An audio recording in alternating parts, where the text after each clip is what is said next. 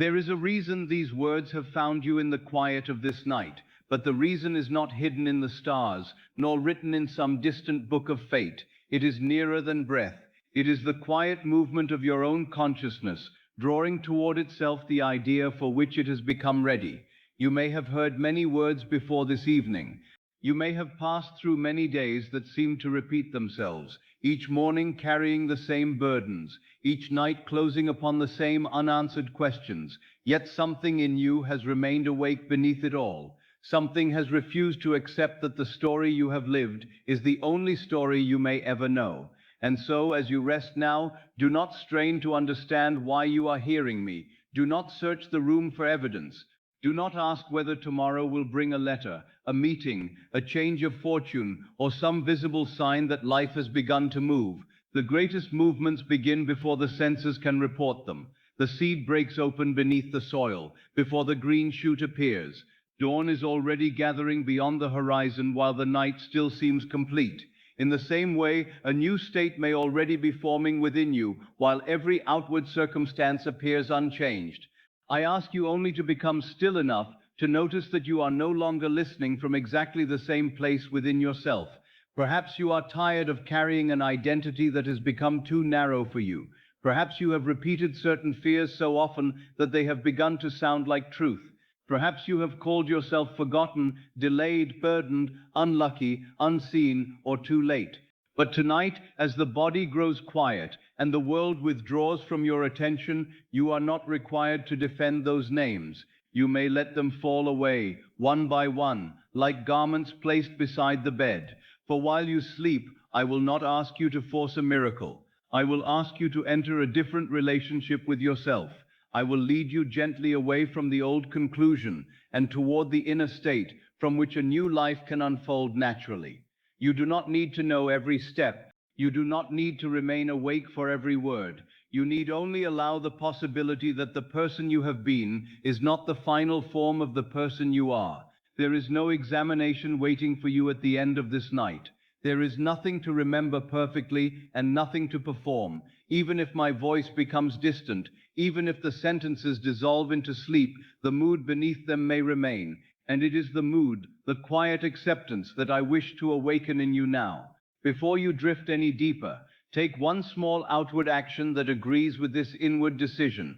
Subscribe to this channel, not as an empty habit, but as a quiet declaration that you are willing to return to these teachings until the new state feels natural. Let that simple act say within you, I am no longer feeding only the old story. I am making room for another. Each time you return, these words may water the seed you permit me to plant tonight. So subscribe now, softly, without strain, and let it be your first visible agreement with the invisible change already beginning within you. Now let your hand become still again. Let the outer act be finished. Nothing more is required of you. The real work, if we may call it work, is not done by effort. It is done by acceptance. It is done in the quiet chamber of imagination, where an assumption, once received as true, begins to clothe itself in form. You have been taught to look outward for signs. Men look at circumstances, at the behavior of others, at the arrival or absence of money, at the opening and closing of doors, and then they decide what is possible. They say, if the world gives me encouragement, I will believe. If the evidence improves, I will feel secure. If someone chooses me, I will feel worthy. But this is to make the shadow the master and the substance the servant. The outer world does not first announce the state you are to occupy. It reflects the state you have accepted. Therefore, the sign I speak of tonight is not a promise written across the sky. It is not a mysterious object placed in your path by an authority outside you. It is the stirring you feel when an idea touches something already alive within. It is recognition. It is the moment a truth that once seemed distant suddenly feels personal. It is the quiet thought, perhaps hardly formed, that says, there must be another way for me to live. That thought may seem small. Do not despise it. A doorway need not be large to lead into a vast house. A single assumption, quietly accepted, may contain a life entirely different from the one the senses presently describe. You do not have to see the whole house tonight. You need only cross the threshold within. Perhaps the old world has made a convincing case against you. It may point to years of disappointment. It may remind you of promises that were not kept, opportunities that passed, affections that cooled, efforts that seemed to produce nothing. It may say, "This is who you are, because this is what has happened." But an event is not an identity. A delay is not a name. A wound is not the final definition of the one who endured it. I tell you that you are not bound to continue wearing the meaning you once gave to what occurred.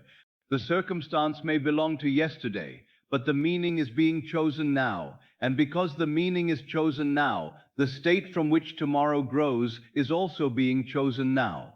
So let the bed beneath you receive the weight you have carried. Let the pillow receive the arguments you have repeated. You do not need to solve them before you sleep. You do not need to prove the new state against every piece of old evidence. You are allowed to withdraw your attention from the courtroom of appearances. You are allowed to stop calling witnesses for your limitation. In the silence of imagination, no one stands above you with a record of your past. No circumstance has the authority to tell you what you must continue to be.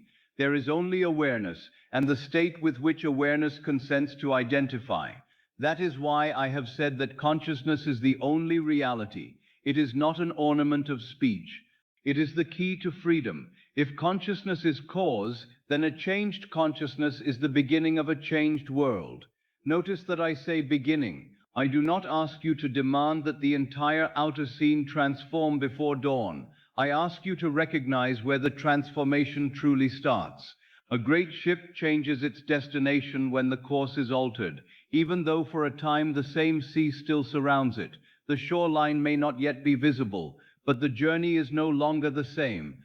Tonight, you are not required to drag the new shore toward you. You are only required to let the inner course change, to cease saying, "I am trapped in the old direction," to begin feeling, gently and without force, "I am moving from another state now."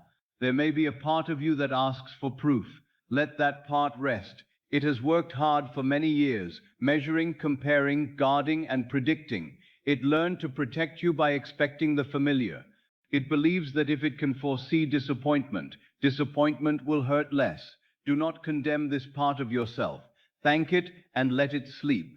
It does not need to stand watch tonight. The new state does not enter through violence. It does not require you to crush the old mind. It enters as peace enters a room when a noise has ceased.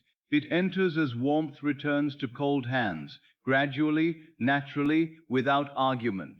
You may not be able to point to the exact second when the change occurs, yet afterward you know that you are no longer cold. This is how many of the greatest transformations begin, not with thunder, but with the disappearance of resistance, not with a dramatic sign, but with a new thought that no longer feels impossible, not with the world kneeling before you, but with you ceasing to kneel before the world. And now, as my words continue, let them become less like instructions and more like a current carrying you. You need not hold each sentence. You need not decide whether you agree with everything. Simply notice what brings relief. Notice what causes the breath to deepen. Notice the phrase that feels as though it has returned to you from a place you once knew.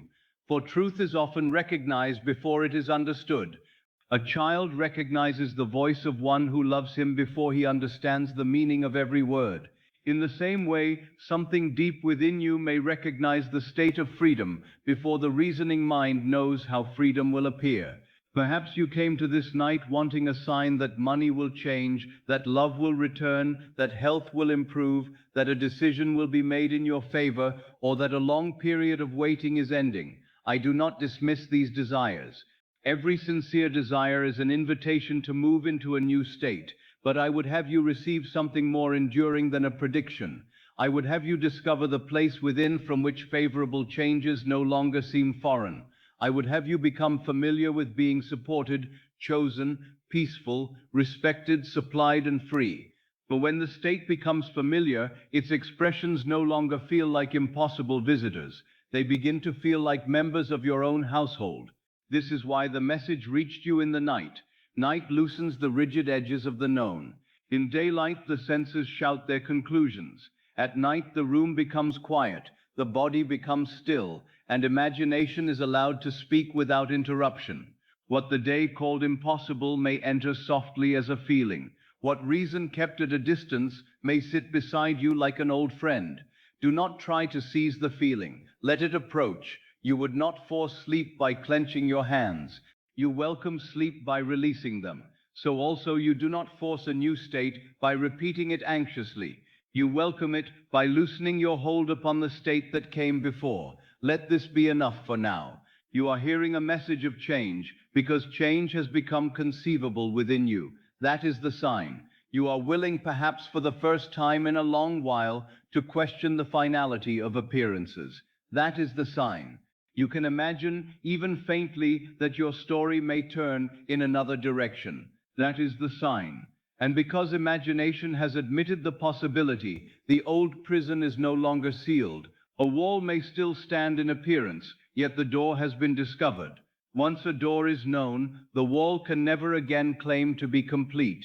I want you to feel no pressure in these words. A sign is not a command to become anxious about what is coming.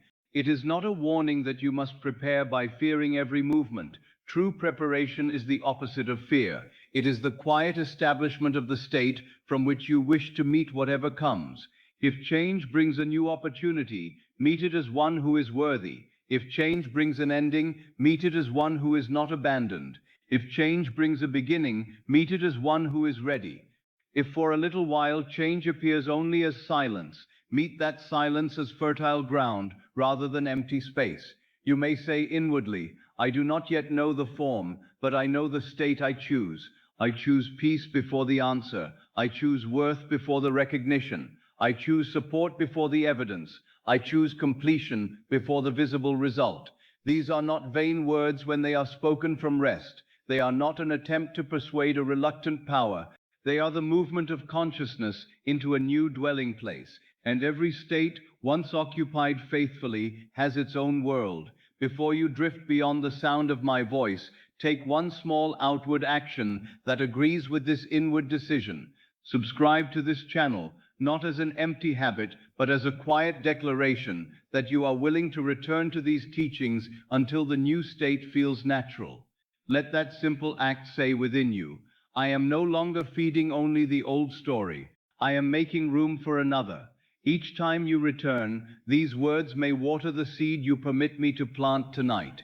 So subscribe now, softly, without strain, and let it be your first visible agreement with the invisible change already beginning within you. And now let even that action disappear from thought. Nothing remains to be done. You may close the outer door and enter the inner room. The world can wait. The unanswered questions can wait. The old identity can wait outside this chamber until, deprived of your attention, it no longer remembers how to enter. I am speaking to the awareness in you that existed before the disappointments were named, before you learned to call yourself limited, before you accepted the judgments of others as descriptions of your being. That awareness has not been wounded by the passing scenes. It has occupied wounded states, but it is greater than every state it has occupied. You are that awareness. You are the one who can say, I was afraid, and therefore you are more than fear. You can say, I was rejected, and therefore you are more than rejection. You can say, I struggled, and therefore you are more than struggle. The witness of the state is not imprisoned by the state. This is the mystery I would have you carry into sleep.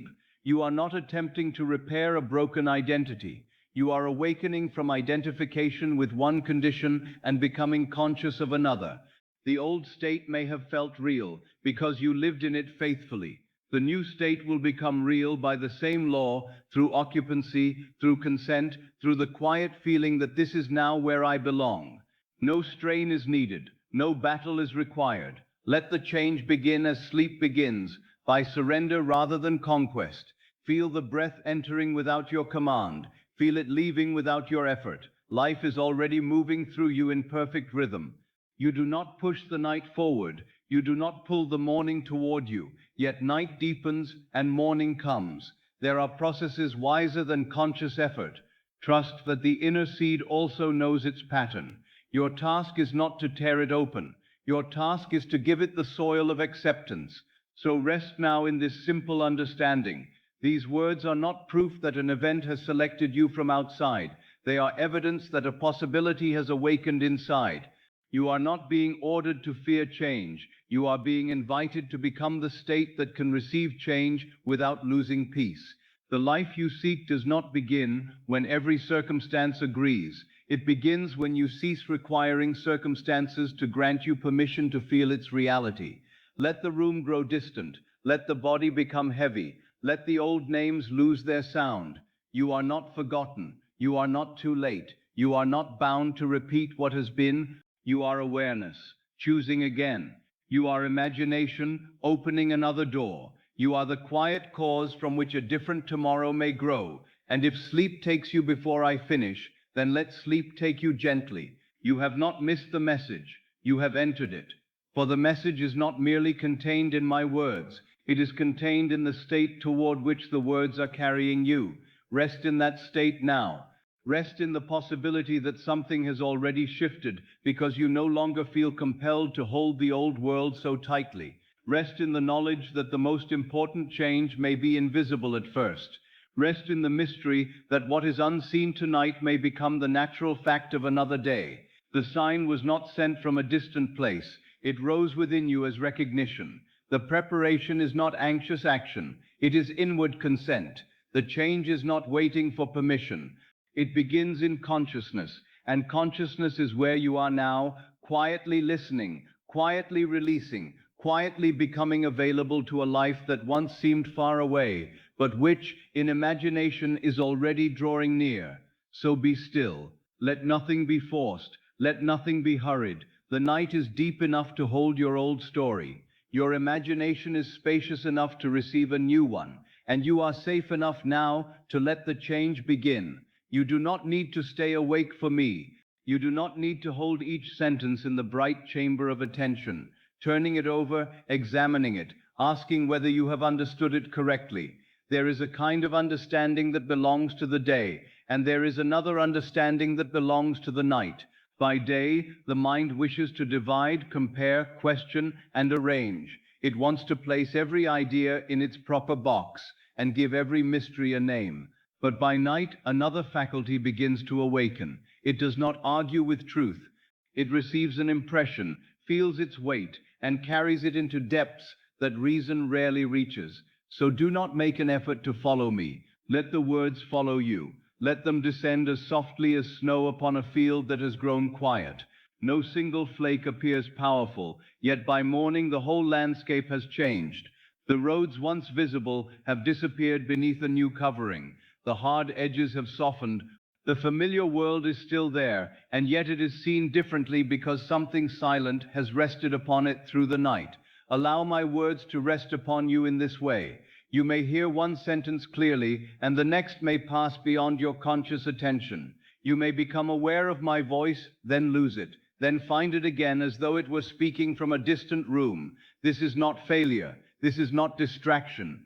It is the natural movement towards sleep, and I would not call you back from it. I am not here to keep you awake. I am here to accompany you to the threshold where effort ends. There are those who believe they must concentrate with great force in order to change themselves. They strain after an image. They repeat a phrase as though the number of repetitions could compel the hidden mind to obey. They become tense in their desire to relax and anxious in their effort to feel peace. Then, when sleep finally comes, they fall into it exhausted, carrying the very state from which they wish to escape. But creation does not begin in strain. A seed does not struggle with the soil. It yields itself to darkness. It disappears from sight. It permits the covering earth to surround it, and in that surrender, a movement begins that no eye can see. The shell softens. The hidden life unfolds. What appears to be burial becomes birth. Tonight, you may become like that seed. You do not need to remain upon the surface of consciousness, repeating your desire until weariness overtakes you. You may allow yourself to sink beneath the noise, beneath the effort, beneath the old habit of watching for results. There in the quiet darkness, the new state may begin to form without your supervision. The conscious mind often behaves like a watchful teacher, standing over a child, correcting every movement. It says, you are imagining incorrectly. You are not feeling enough. You have lost the scene. You have allowed a doubtful thought. Begin again. Try harder. But the deeper mind is not instructed by criticism. It is impressed by what is accepted. And acceptance is often gentlest when the watchful teacher has left the room. So let the teacher retire for the night. Let the books close. Let the questions remain unanswered upon the desk. You are not required to master a lesson before you sleep. You are entering the place where the lesson may become part of you without effort.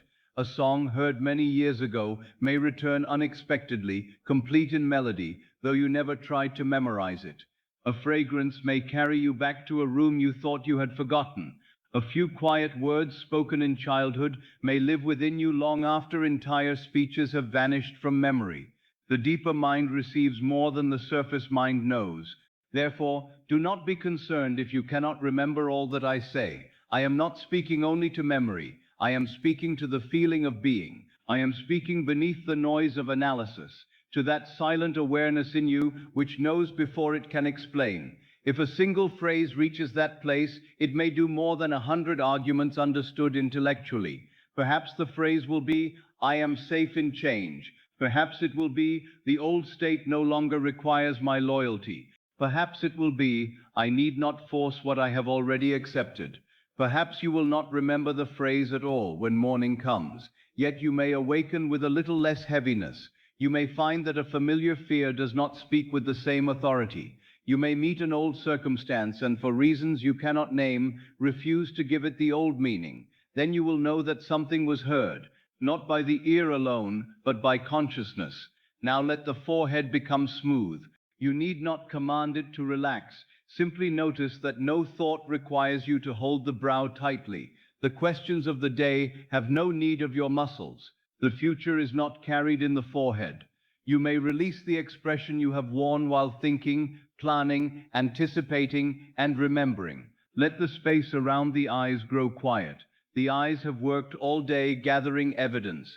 They have looked upon appearances and reported what seemed to be true. They have measured distances, read expressions, observed closed doors, noticed absences, and perhaps searched for signs of change. Now they may rest. They do not need to see the new life before you accept it. They do not need to prove that the unseen exists.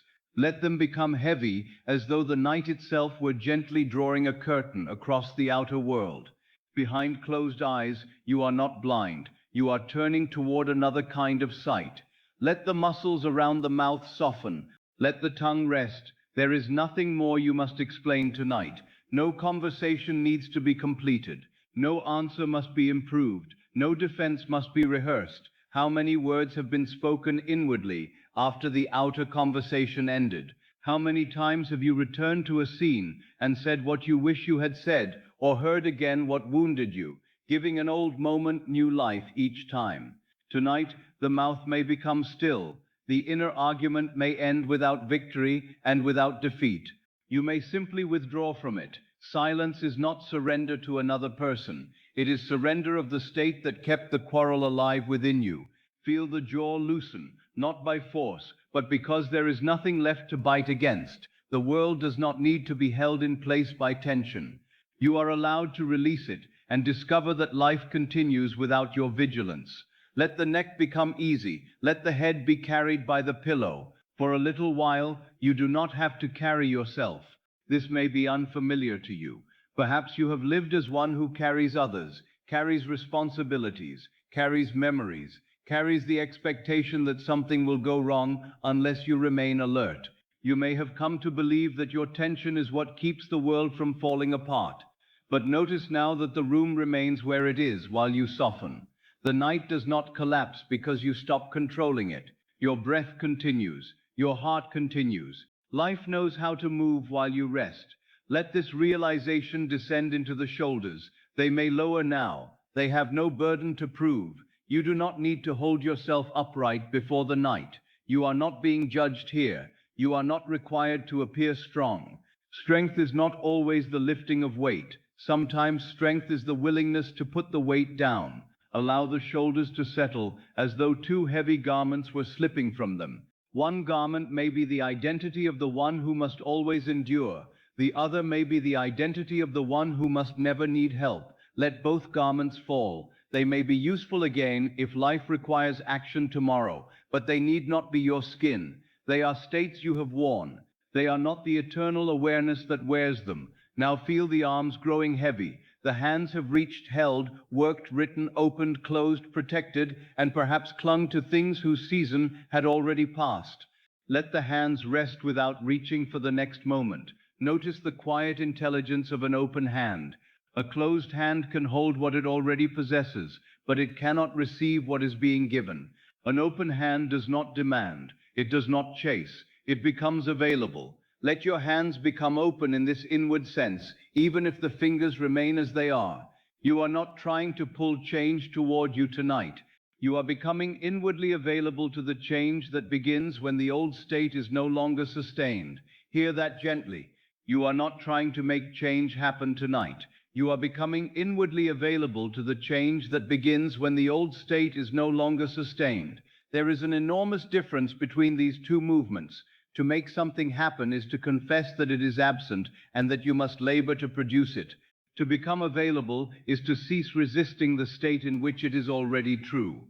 A room does not create sunlight. It opens the curtain. The curtain may have been closed for years. The room may have grown accustomed to dimness. The furniture may have been arranged according to the belief that darkness was permanent. Yet the moment the curtain is drawn aside, the room does not negotiate with the light. It receives it. Tonight you are not manufacturing a new sun. You are loosening the curtain. Let the chest become soft enough to receive a fuller breath. Do not force the breath deep. The body knows what depth it requires. Simply allow the next breath to enter without being hurried, and allow it to leave without being held. Perhaps you have held more than breath. Perhaps you have held disappointment in the chest, waiting for an explanation. Perhaps you have held words you never spoke. Perhaps you have held the expectation of bad news, believing that readiness for pain would protect you from pain. But protection can become a prison when the danger has passed and the guard refuses to open the gate. Let the breath move through the gate now. With each exhalation, you need not imagine that you are expelling darkness or forcing away the past. That would still make the past the center of your attention. Simply let the breath leave because it has completed its purpose. This is a quiet lesson in release. The breath does not mourn its departure. It makes room for another.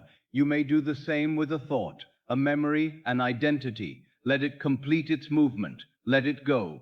Another state is waiting for the space you create. Feel the area around the heart becoming less defended. You do not need to open yourself to every person. You do not need to trust every appearance, but you may open yourself to a new conception of who you are. You may become willing to feel supported before the support becomes visible. You may become willing to feel valued before another speaks your value. You may become willing to feel at peace before every circumstance has been settled. This willingness is not foolishness. It is the beginning of causation. For if you wait for circumstances to produce the state, you remain the servant of circumstances. But if you accept the state inwardly, circumstances become its eventual expression. Now allow the abdomen to soften. There is no need to hold yourself inwardly against a blow that has not come. The body may have learned to prepare for trouble before trouble appeared. It may tighten at the thought of a letter, a conversation, an expense, a decision, or an unknown tomorrow. Do not criticize the body for this. It has faithfully reflected the assumptions it received. Speak to it now without words. Tell it through your softness that the old alarm may rest. Nothing is required of it in this moment but to be held by the bed and moved by breath. You do not have to convince the body that all of life is safe. You need only show it that this moment is safe enough to release a little. A little is sufficient. A small opening admits the night air. A small change of course carries the ship toward another shore. A small alteration in feeling may begin the abandonment of an entire state. Let the lower back surrender its weight. Let the hips become heavy.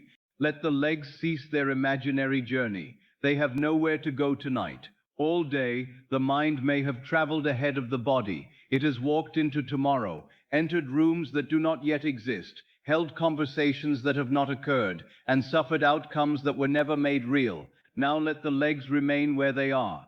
Let tomorrow come to you in its appointed hour. You do not need to walk into it before sleep. The feet may rest. They have carried you through the world of facts. They have crossed floors, roads, rooms, and thresholds. But the threshold I speak of now is not crossed by feet. It is crossed by assumption. You may enter a new state while the body remains perfectly still. This is one of the great mysteries. The most important journey of your life may occur without visible movement. A man may travel across oceans and remain the same. Another may lie quietly in a small room, change his conception of himself, and awaken upon a road that leads to an entirely different world. Movement in space is not always change. Change in consciousness is always movement. So remain still if stillness comes naturally. Turn if the body wishes to turn. Adjust the pillow if comfort calls for it. There is no sacred position. There is no perfect arrangement required before imagination may act. The law is not offended by comfort. You are not proving devotion through discomfort. Let the body find the posture in which it can be forgotten. For when the body is forgotten, the boundaries of the old world begin to fade with it. The room grows less definite. The hour loses importance. The name you carry during the day becomes quieter. The roles you perform recede. For a little while, you are not the one who has appointments, obligations, debts, histories, and explanations. You are simply aware, I am. Before you add the age, the occupation, the wound, the fear, or the desire, you are. That simple awareness does not strain to exist. It does not concentrate in order to remain alive. It is effortless being. Rest there. You may say inwardly, I am, and leave the sentence unfinished. Do not rush to attach a condition. Let the words open into silence. I am. This is the unconditioned awareness from which every condition is selected. It is the quiet ground beneath all the states you have called yourself. You have said, I am worried, and awareness wore worry. You have said, I am alone, and awareness wore loneliness. You have said, I am tired of waiting, but the garment never changed the nature of the wearer. Awareness remained awareness, and because the wearer is greater than the garment, you may remove one and put on another. Tonight, however, you do not need to hurry toward a new description. For a moment, enjoy the freedom of not naming yourself by the old condition. There is relief in the unfinished sentence, I am, nothing more. The mind may wish to complete it automatically. It may offer its familiar words. Let them pass like travelers at a station where you no longer intend to board. You do not have to fight each thought. You do not have to push it away. A thought that is not believed has little power. It may make noise, but it cannot choose your state for you. Imagine the mind as a river carrying leaves upon its surface. One leaf says, nothing will change. Another says, you have waited too long. Another says, you must stay awake and do this perfectly. Do not step into the river to seize the leaves. Remain upon the bank. Let them travel on. The river is not your identity, and the leaves are not your destiny. You are the one aware of their passing. As sleep approaches, the distance between thoughts may widen. A sentence may begin and dissolve before it finishes. An image may appear without explanation. A memory may rise and then fade. Let all of this happen. The threshold of sleep is not neat and orderly. It is like the shoreline where land and sea meet, each entering the other. The waking mind retreats, the deeper mind advances, and for a while you belong completely to neither. This is a fertile interval.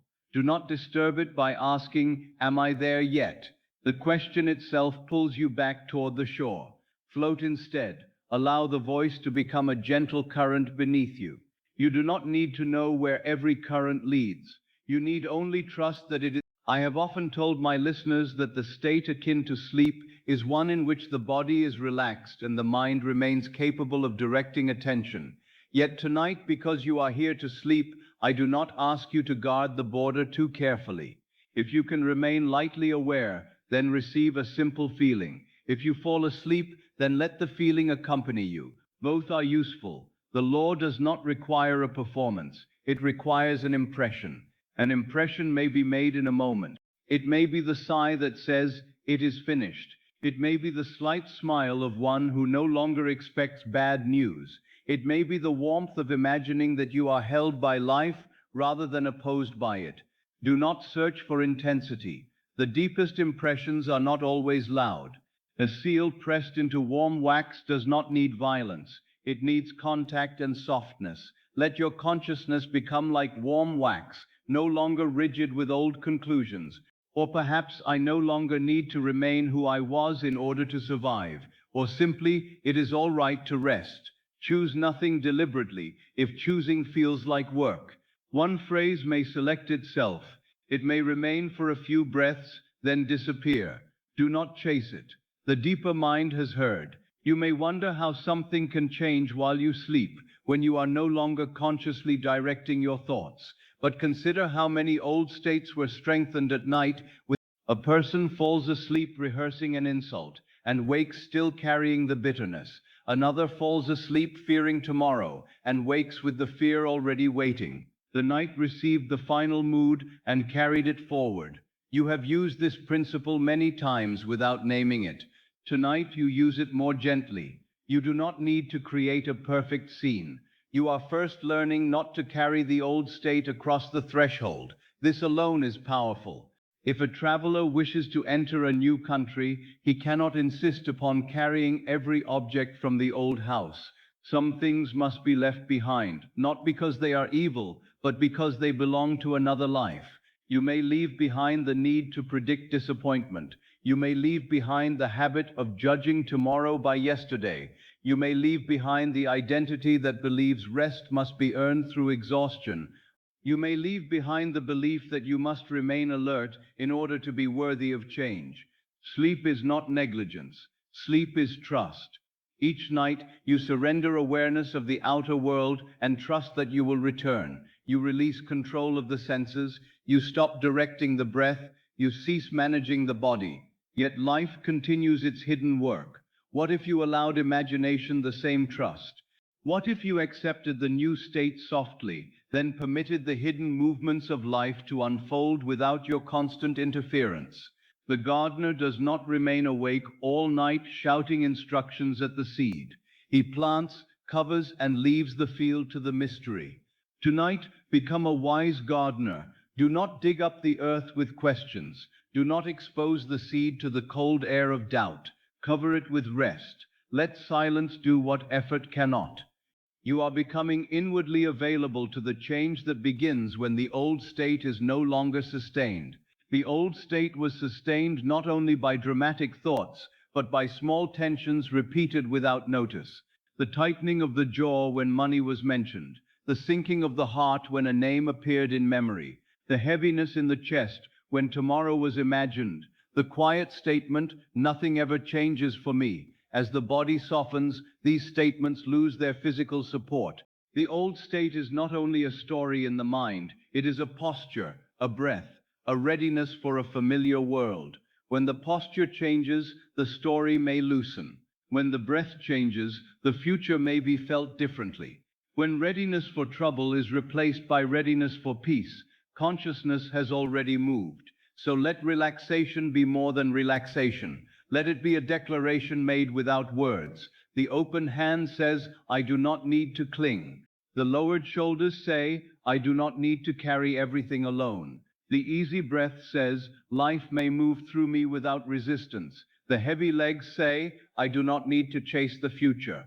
The quiet eyes say, "I do not need visible proof before I rest." The sleeping body becomes a parable of surrender. And surrender, rightly understood, is not defeat. It is the abandonment of a state that can no longer take you where you wish to go.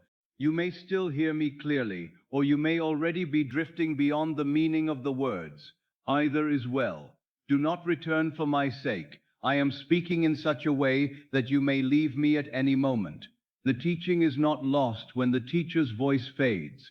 The seed is not lost when the gardener walks away. The stars do not cease to shine because the sleeper no longer looks upon them. Let sleep come in its own way. Perhaps it comes from the feet upward. Perhaps it gathers behind the eyes. Perhaps thoughts become strange and dreamlike. Perhaps you remain awake longer than you hoped. Do not make any of these conditions a problem. Even wakefulness may become restful when you cease fighting it. Say inwardly, I do not need to sleep immediately. I only need to stop struggling. Then the struggle itself may become drowsy. There is no clock in consciousness. The law is not measuring how quickly you relax. It is not withholding change because you turned over twice or lost the imagined scene. The deeper mind is not a stern examiner. It is a faithful receiver. Give it less fear, give it less urgency. Give it less of the identity that says, I must do everything correctly, or nothing good can happen. Give it one quiet permission. I am allowed to change without strain. Let that permission spread through the body. You are allowed to receive a new idea while asleep. You are allowed to awaken without the old heaviness. You are allowed to discover that a problem has lost some of its emotional power. You are allowed to meet tomorrow without rehearsing it tonight. You are allowed to be carried for a while. And now there may be nothing left to do but listen, or not listen. My voice may remain near, or it may become a murmur woven into dream. You are not missing anything. You are entering the condition for which these words were shaped. The conscious mind may forget, but the feeling may remain. The sentence may vanish, but the permission may remain. The voice may fade, but the new openness may remain. And in that openness, the old state is no longer being fed with the same attention, the same tension, the same loyalty. This is how change may begin before it is seen. Not because you forced the world to move, but because you stopped holding yourself in the position from which the old world was. Let the forehead remain smooth. Let the jaw remain easy. Let the shoulders sink. Let the hands be open. Let the chest receive breath. Let the abdomen soften. Let the legs become still. Let the entire body become a quiet house, after all the lamps have been extinguished. Within that house, consciousness remains silent, receptive, unforced. You do not need to stay awake. You do not need to remember. You do not need to make anything happen. And as the old state is no longer sustained, another state, quiet and natural, begins to find room within you. Sleep now, if sleep is near. Listen, if listening remains pleasant. Drift between the two without concern. Nothing is lost, nothing is being graded, nothing must be completed. The night knows how to deepen, the body knows how to rest, and consciousness, when freed from effort, knows how to receive. When men speak, they imagine a letter arriving with welcome news, a sum of money appearing where there was once only worry, a relationship restored, a home acquired, a journey begun, a body renewed, a door opening where every door had seemed closed. They look toward the horizon and ask what is coming. They wonder which circumstance will move first, which person will change, which opportunity will present itself, and by what means the old life will give way to the new. There is nothing wrong in desiring such things. Desire is not an enemy. Desire is the voice of a state calling you toward itself. It is the announcement that there is more of life available than the portion you have so far accepted. I would never ask you to become indifferent to love, prosperity, health, companionship, purpose, or freedom. These are noble desires when they are understood correctly. They are invitations to expand your conception of being. But tonight, I would have you look beneath the form of the desire, for the form is not the beginning. The change you see is not the change that caused it. Long before a new door appears in the world, a door must open in consciousness. Long before another person speaks differently to you, you must cease hearing them through the identity that expected the old response. Long before money can feel secure in your hands, security must cease to be a stranger within your own being. Long before a new home can shelter you, you must begin to feel at home in the state you desire. The outer event is the final sentence of a story written inwardly. Most people read only the final sentence and call it cause. They say, I feel prosperous because money came. I feel loved because someone chose me. I feel worthy because I was praised. I feel free because a circumstance changed. But I tell you, the sequence is deeper than this. The event reveals a state that was first accepted, whether consciously or unconsciously. The outer world does not invent your identity, it displays it. It gives visible form to the assumptions that have become natural within you. This is why an outer change, received by an unchanged self, is so often unstable.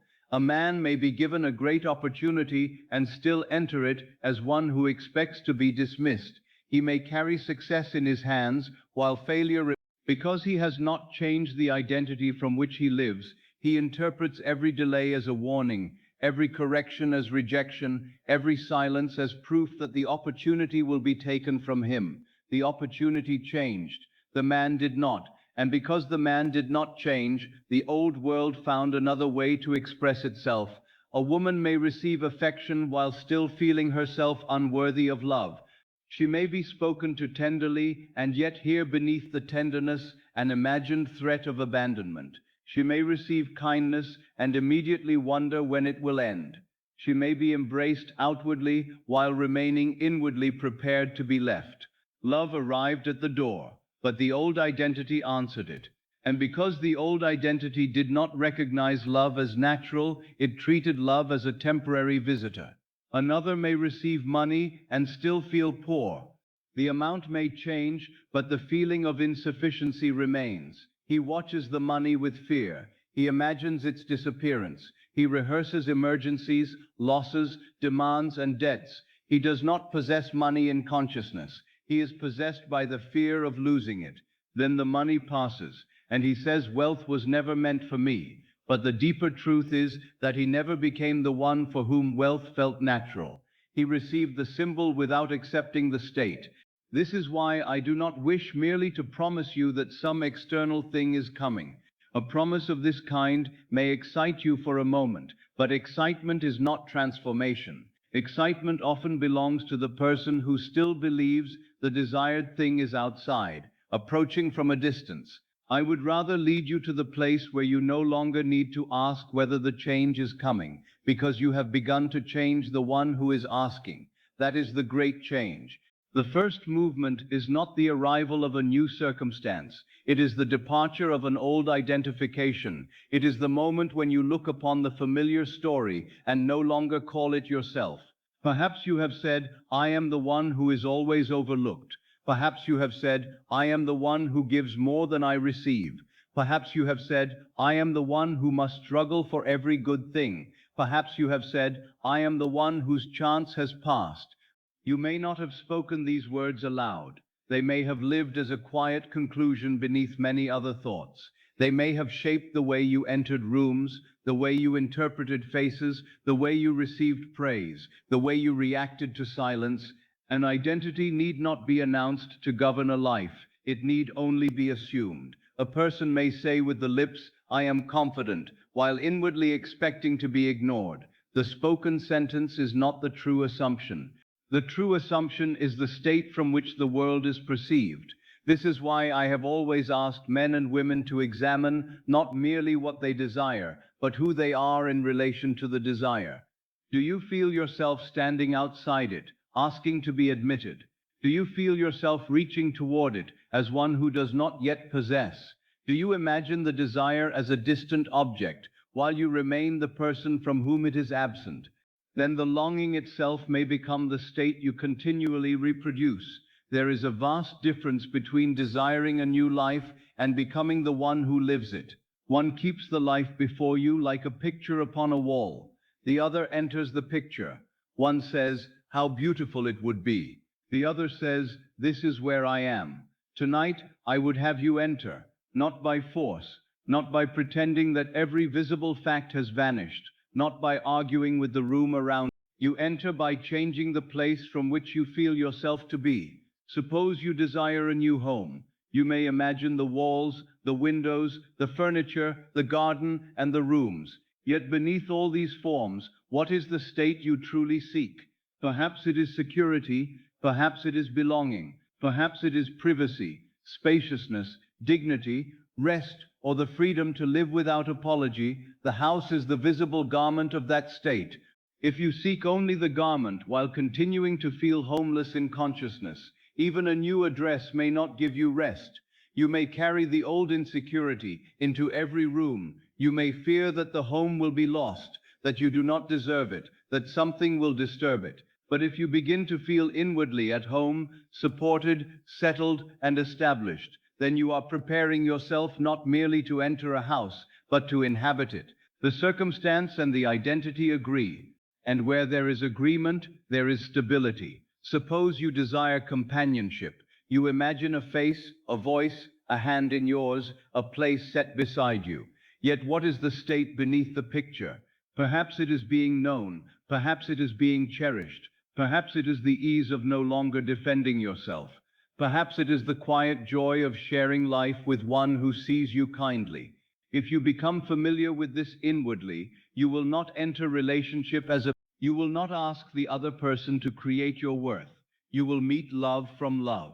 Then affection is no longer a rescue from loneliness. It is the natural expression of an identity that has ceased to call itself unwanted.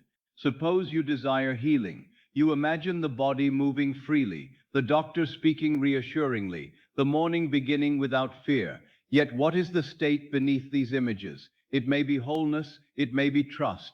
It may be the freedom to think of something other than the condition. It may be the simple naturalness of inhabiting the body without constantly consulting it for bad news. To become familiar with wholeness inwardly is not to deny wise action or to refuse proper care. It is to stop making the condition the name of the self. It is to say, this is an experience I have known, but it is not the eternal definition of the awareness that I am. When identity shifts, when the relationship shifts, the entire field of experience may begin to reorganize. Suppose you desire money. You imagine a balance increased, a debt cleared, a payment received, a business prospering. Yet beneath the figures, what is the actual state? It may be relief, it may be choice, it may be generosity, it may be the ability to rest without calculating every possible loss. It may be the dignity of knowing that your needs are met. Money is one language through which this state may speak, but the state is deeper than money. If you become familiar with supply, you will not merely seek a sum. You will begin to see possibilities that the frightened self could not perceive. You will receive differently. You will decide differently. You will move through the world with another expectation. The state does not cancel action. It changes the source of action. The person who acts from fear and the person who acts from fulfillment may perform the same outward task, yet they do not perform the same inner act. One writes a letter because he is desperate to be chosen. The other writes because he already feels worthy of response. One enters a room hoping no one notices his uncertainty. The other enters carrying the quiet assumption that he belongs. One speaks of an idea with apology. The other gives it voice because expression feels natural. The outer movements may appear similar, but the states behind them are worlds apart, and the world answers states. This is what I wish you to understand as the night deepens. Big changes are not measured only by the size of visible events. A person may inherit a fortune and remain inwardly impoverished. Another may experience one quiet shift in self-concept and set in motion a chain of events that alters the remainder of life. The invisible change may appear small. A sentence loses its power. A fear is no longer believed. An old memory is seen differently. A person stops asking permission inwardly. A woman who has always entered the day as one expecting disappointment opens her eyes and for no visible reason feels that good may find her. This may seem modest, but a new world has already begun. For the first time, she is not contributing the old state to the new day. The circumstances may, and when the cause moves, effects must eventually follow. Do not underestimate the moment in which you cease to identify with an old conclusion. That moment may pass without witnesses. No bells ring. No door opens visibly. No one writes to congratulate you. Yet inwardly, an empire may have fallen. A ruler who governed for years may have lost the throne. The ruler was not another person. It was the old conception of self. It said, you must expect less. It said, remember what happened before. It said, this is the kind of person you are. Then one night, perhaps a night like this, you stopped listening with obedience. You did not destroy the voice, you simply ceased to crown it. That is revolution in consciousness. The greatest revolutions are not always fought in streets. They occur in the secret chamber where a person decides what shall be called I. Until that decision changes, the visible world may rearrange its furniture while remaining the same house. A new job may appear, but the old insecurity follows. A new relationship may begin, but the old fear is seated at the table. A new city may surround you, but the old loneliness lives in every room. A new income may arrive, but the old poverty counts it anxiously. A change of scenery is not necessarily a change of state. This is why some people travel far and discover that they brought the old life with them. They change the landscape, but not the one who looked upon it. I do not say this to discourage you from desiring movement. I say it to give you the key to movement that lasts. The new circumstance is not required to carry the burden of transforming you. You transform inwardly, and then the circumstance becomes a fitting expression. This is freedom. For if your transformation depended entirely upon an event outside you, you would remain a prisoner until the event arrived. You would say, I cannot feel secure until the money comes. I cannot feel loved until the person returns. I cannot feel peaceful until the question is answered. I cannot feel alive until the opportunity appears. Then every desired thing becomes a jailer. You stand outside the cell, asking the future for the key. But the key was never hidden. It is the state you accept now. You may feel secure in imagination before the account changes. You may feel loved before another person speaks. You may feel peaceful before the decision is known. You may feel alive before a new opportunity becomes visible. And because feeling is the acceptance of a state, you are no longer waiting as the same person. You have begun to become the one for whom the desired outcome is natural. Naturalness is the secret of stability. What is natural to you does not feel like a miracle that must be guarded every hour. It feels like part of your world. You do not wake each morning astonished that your name still belongs to you. You do not repeatedly affirm that the chair beneath you exists. These things are accepted without effort. The fulfilled desire must move toward this same quality of acceptance. At first, it may feel unfamiliar. The old state may seem more natural because it has been rehearsed longer. Familiarity is often mistaken for truth, but a prison cell may become familiar without becoming your rightful home. You may have lived with a conclusion for 30 years, and still it may be only a conclusion. Time does not transform an assumption into an eternal fact. It only makes the assumption habitual, and habit can be interrupted. A path through a field appears. Because feet have crossed the same ground many times, the path seems natural, but it is not. If travelers cease to walk it, the grass eventually returns. The old identity is such a path. Thought has walked across it again and again. Feeling has followed. The body has learned its shape. Circumstances have seemed to confirm its direction. But tonight, you need not take that path. You may remain still and let the grass begin to grow over it. You are not trying to destroy the old road. You are simply no longer traveling it. This is why rest is so important. In the day, habit moves quickly. A word is spoken, and the old reaction appears before you have consciously chosen it. A bill arrives, and the old fear enters. A person delays, and the old rejection returns. The senses present evidence, and identity responds automatically. But here, in the quiet of night, there is a pause. No immediate answer is demanded. No performance is required. You may feel the space between what happened. In that space, freedom lives. A circumstance may say, this has not yet changed, but you need not answer. Therefore, I am unchanged. A person may be silent. You need not answer. Therefore, I am unwanted. An opportunity may be delayed. You need not answer, therefore I am forgotten. The old self connects every outer event to the same inner conclusion. The new self permits another meaning. Perhaps the silence is only silence. Perhaps the closed door belongs to a house you no longer need to enter. Perhaps nothing has been decided against you at all. But even before you know the meaning, you may refuse to use the event as evidence of limitation. This refusal is not denial, it is the withdrawal of consent. You are no longer allowing every circumstance to name you. That is one of the greatest changes a person can experience. The world may continue speaking, but it no longer has the final word. You hear the word outside, then return inwardly to the deeper name. I am worthy.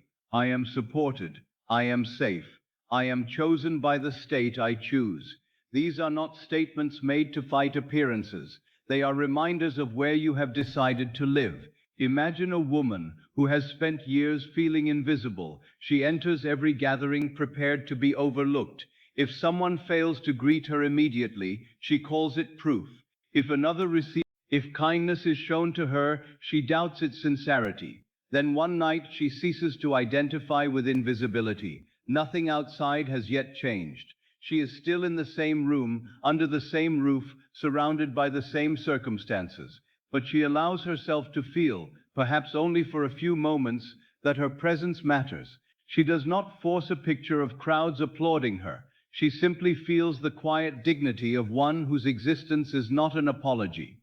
The following day, she enters the world from another place. She looks differently because she is no longer searching every face for evidence that she belongs. She speaks differently because she is not asking permission to be heard.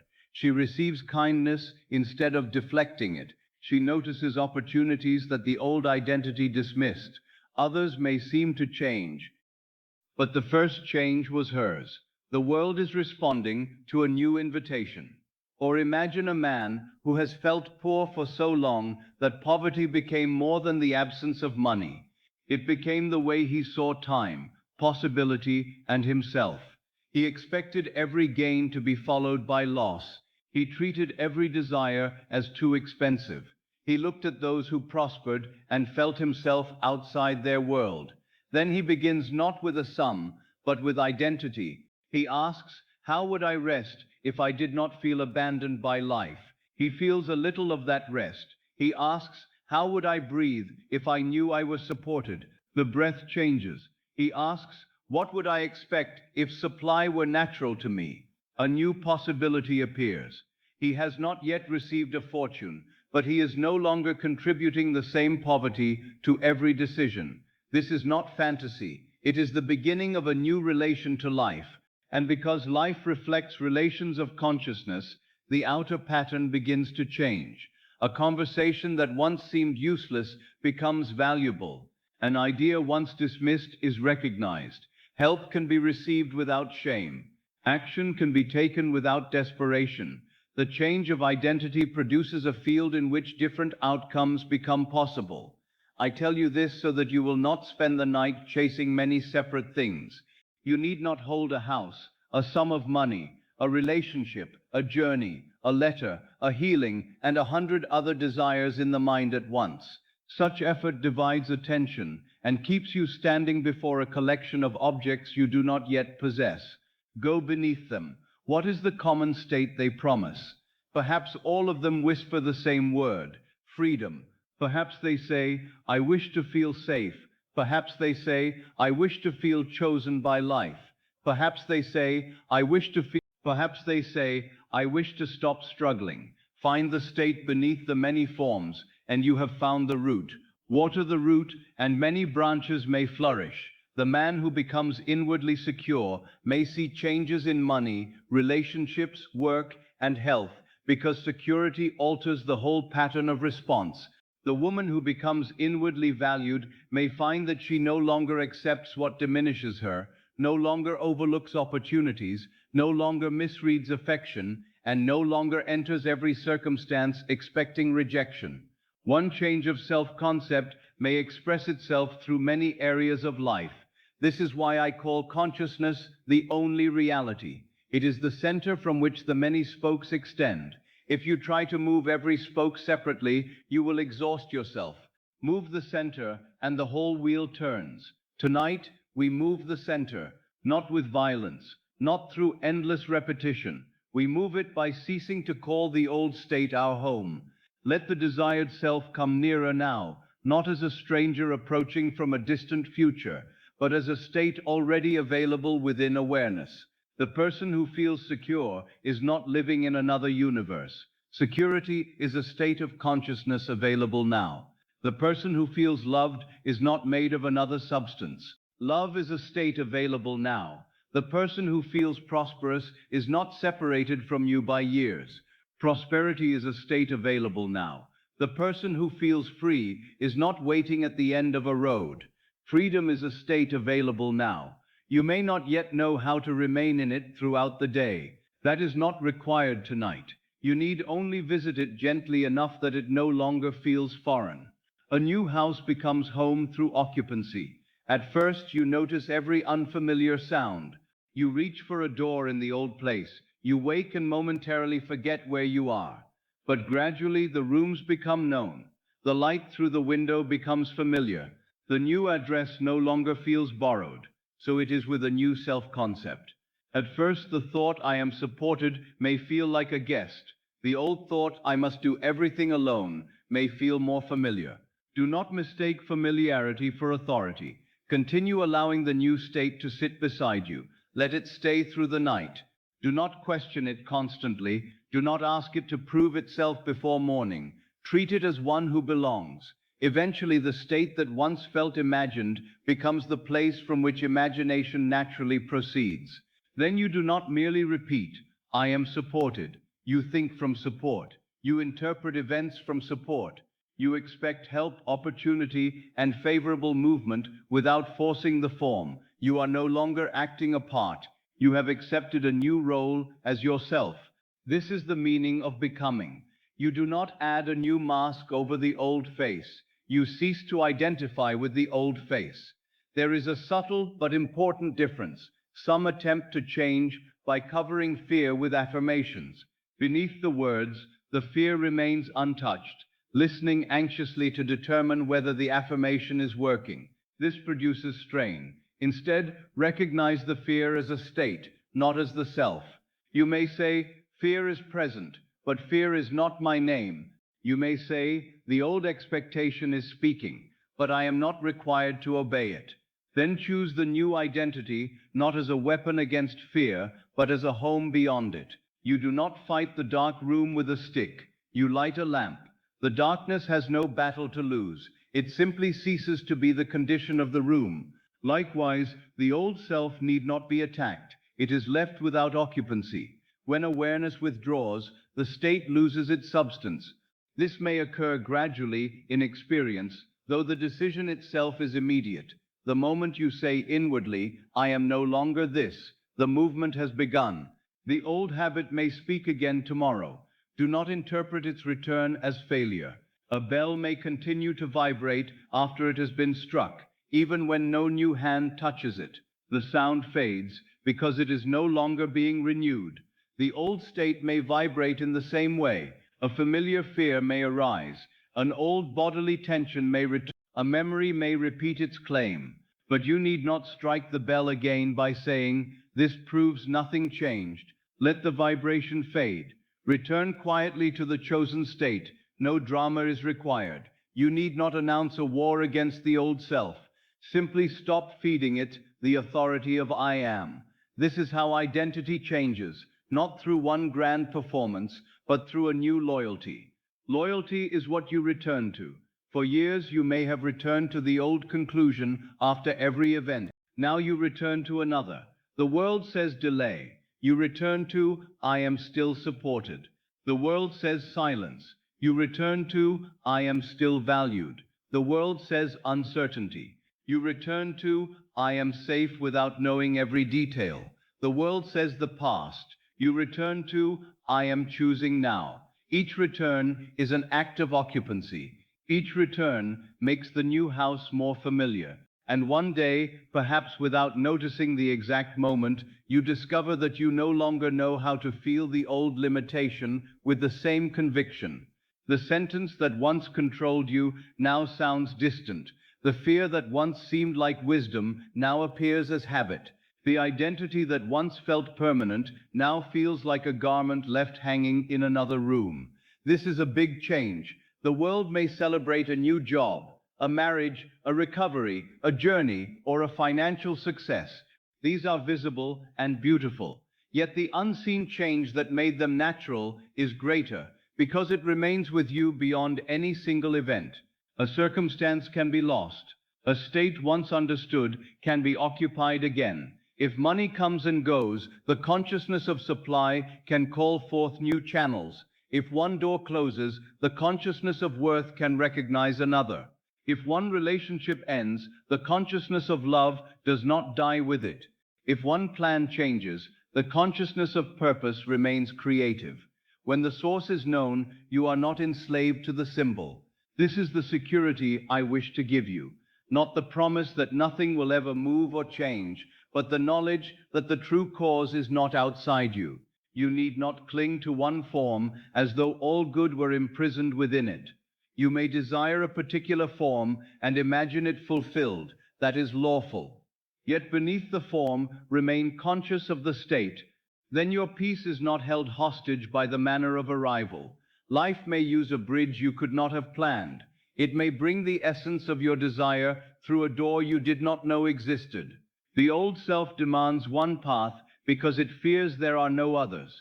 The new self rests in the end because it knows the state contains its own means. Tonight, let yourself become the one who can rest in the end, not the one who is waiting for a prediction, not the one who is scanning tomorrow for a sign, not the one who needs the world to change first. Become the one who knows that change begins as identity. Feel how different this is. The person waiting for a miracle is tense. The person living from the fulfilled state is quiet. The person waiting asks, when? The person living from the end says, it is mine in consciousness. The person waiting watches the door. The person living from the end inhabits the room beyond it. Let your body reveal which state you occupy. If you feel tension, do not judge it. Let it soften. If you feel urgency, do not obey it. Let the night widen around it. If you feel the need to know the exact form of change, remind yourself that the form is not the cause. You are preparing the cause. You are preparing yourself to recognize, receive, and sustain the new expression. A person who believes they are unworthy may overlook the very opportunity for which they prayed. It may arrive quietly, without the dramatic appearance expected, and the old identity may dismiss it. A person who feels worthy recognizes what agrees with worth. A person who feels unsupported may refuse help because receiving it contradicts the identity of one who must struggle alone. A person who feels supported allows help to become natural. A person who expects abandonment may misinterpret another's temporary silence and create distance through fear. A person who feels secure can allow space without turning it into rejection. Self-concept does not merely attract events in some vague way. It governs what you notice, what you permit, what you reject, what you interpret, what you expect, and what you continue to become. It is the lens and the invitation. Change the lens, and the same world reveals possibilities previously unseen. Change the invitation, and people may play different parts in your experience. This is why I say there is no one to change but self. I do not mean that others have no inner life, or that you must blame yourself for every painful event. I mean that the point of power available to you is always the state you occupy. You may spend years attempting to control every actor on the stage, or you may change the drama from which the actors receive their roles in your experience. The second way is quieter. It is also more powerful. Tonight, you are not chasing the actors. You are changing the drama. You are not moving every piece by hand. You are changing the pattern from which the pieces are arranged. You are not begging the mirror to smile. You are softening the face before it. Let this become very simple. You are not trying to obtain many things. You are becoming the one for whom the desired life feels natural. Perhaps that person feels at peace upon waking. Perhaps that person expects to be treated with respect. Perhaps that person feels capable of receiving. Perhaps that person no longer speaks inwardly, as though life were withholding everything good. You do not need to know every detail of this person. Feel the essential difference. How would this person rest? How would this person breathe? What would no longer require constant thought? Which old question would disappear? A fulfilled state often reveals itself by the absence of a question. The loved person no longer asks every hour, "Am I loved?" The secure person no longer asks every moment, "Am I safe?" The prosperous person no longer asks with every breath, "Will there be enough?" The worthy person no longer asks every face, "May I exist here?" What question would become unnecessary if your desire were fulfilled? Let that question grow quiet now. You need not replace it with 1,000 answers. Let silence be the answer. If the question is, "When will my life change?" allow it to dissolve into the feeling that change has begun where it must begin. If the question is, "Will I be chosen?" allow it to dissolve into the identity of one who is already chosen by the state they occupy. If the question is, "Will I be supported?" allow it to dissolve into the softness of being supported by the bed, the breath, the night, and the awareness that carries you. Begin with what is present. The body is held, the breath is given, the night asks nothing of you. Use this immediate experience as a doorway into the larger state. Support is not entirely absent. Rest is not entirely absent. Peace is not entirely absent. You are not required to create these from nothing. You are enlarging what is already available. A small ember may become a fire when protected from the wind. Let the small feeling of peace beneath you become the ember. Do not blow upon it anxiously, cover it with attention. Let it warm the identity you are choosing. Say inwardly, "This is what my new life feels like." Not excitement forced into the body, not a dramatic prediction, a simple quietness. The burden is no longer mine in the same way. The old name is loosening. The new state is becoming familiar. That is enough. You may sleep without knowing which outer change will appear first. Perhaps a conversation changes. Perhaps an idea returns. Perhaps a door opens. Perhaps you awaken with courage to take an action that once frightened you. Perhaps a situation dissolves. Perhaps nothing dramatic occurs immediately, yet the old reaction fails to appear. Do not rank these changes by appearance. The absence of an old reaction may be the first visible evidence of a new identity. A woman who once spent hours in anxiety may notice that the mind becomes quiet after a few minutes. A man who once accepted discouragement as truth may hear it and continue calmly. A person who once felt compelled to explain themselves may choose silence without fear. These are not small events. They are cracks in the structure of the old state. Through them, light enters. The outer world will unfold in its own sequence. You need not predict it tonight. Prediction often keeps attention outside. Assumption brings attention home. Return home now. Home is the state you choose to occupy in consciousness. Let it be peaceful. Let it be secure. Let it be open to good. Let it be free from the need to force a result before sleep. You are preparing not for one event, but for a new relationship with life. In this relationship, you are not the forgotten one asking to be remembered. You are not the rejected one waiting to be chosen. You are not the poor one hoping to become prosperous. You are not the wounded one begging the past to release you. You are awareness selecting another state. This does not deny what you have endured. It denies only that what you endured has the right to name you forever. The past may explain how a state became familiar. It cannot command you to remain there. The world may show what you once believed. It cannot decide what you believe now. The body may remember an old fear. It cannot prevent awareness from choosing peace. The old identity may return in thought. It cannot occupy the throne without your consent. You are not required to fight it. Simply do not rise to crown it. Let the thought pass without ceremony. Then return to the new name. I am one for whom good is natural. I am one who can receive without fear. I am one who belongs in the life I desire. I am one who no longer needs struggle to prove worth. Let these ideas move through you without forcing belief. Belief may begin as permission. Perhaps you cannot yet say, "This is entirely natural." You may say, "I am willing for it to become natural." Willingness is an open door. Do not underestimate it.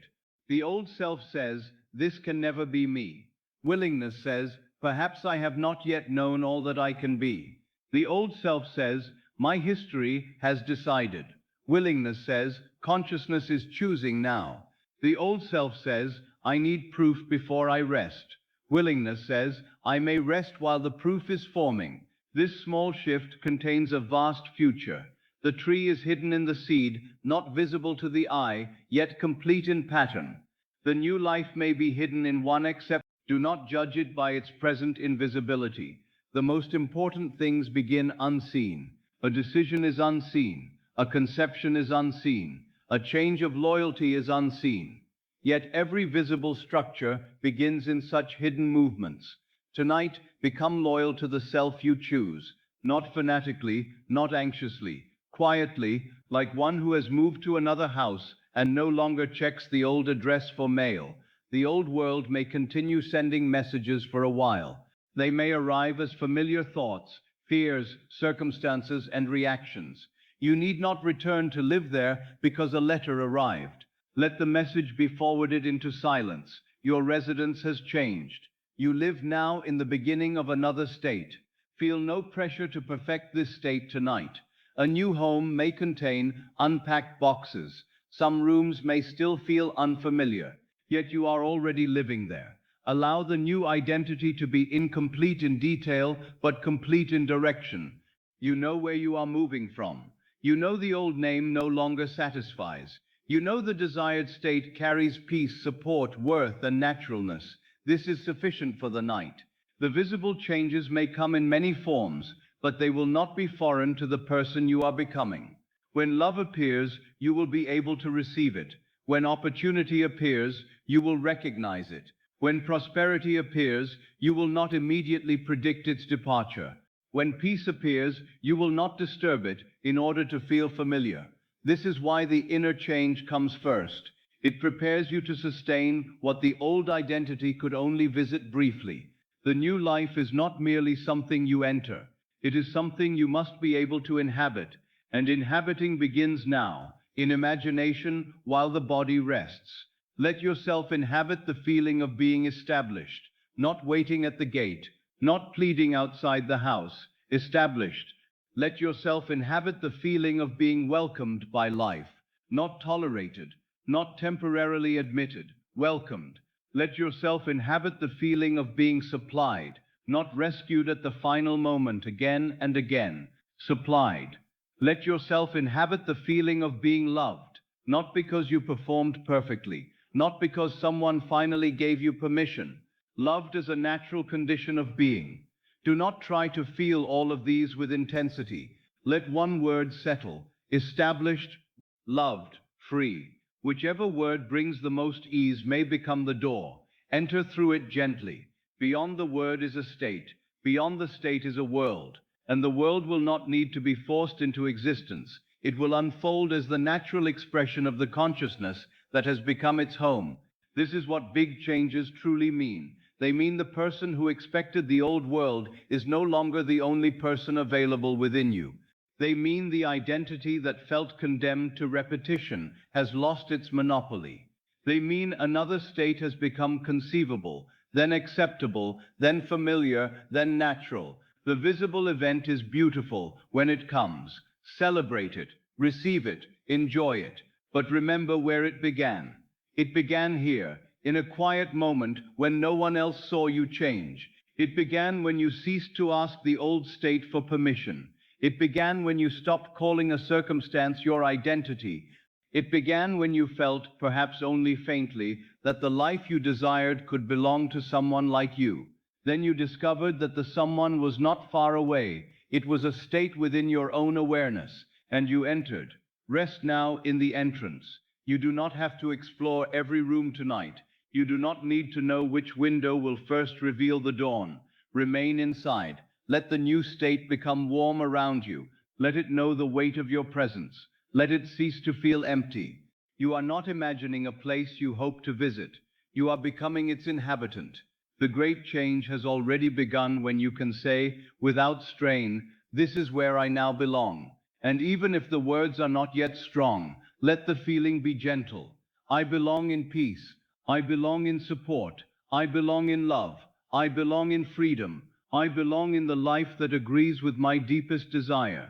You are not stealing this life from another.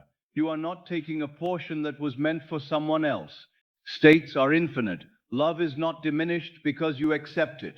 Prosperity is not reduced because you inhabit it. Peace is not taken from the world when it enters you.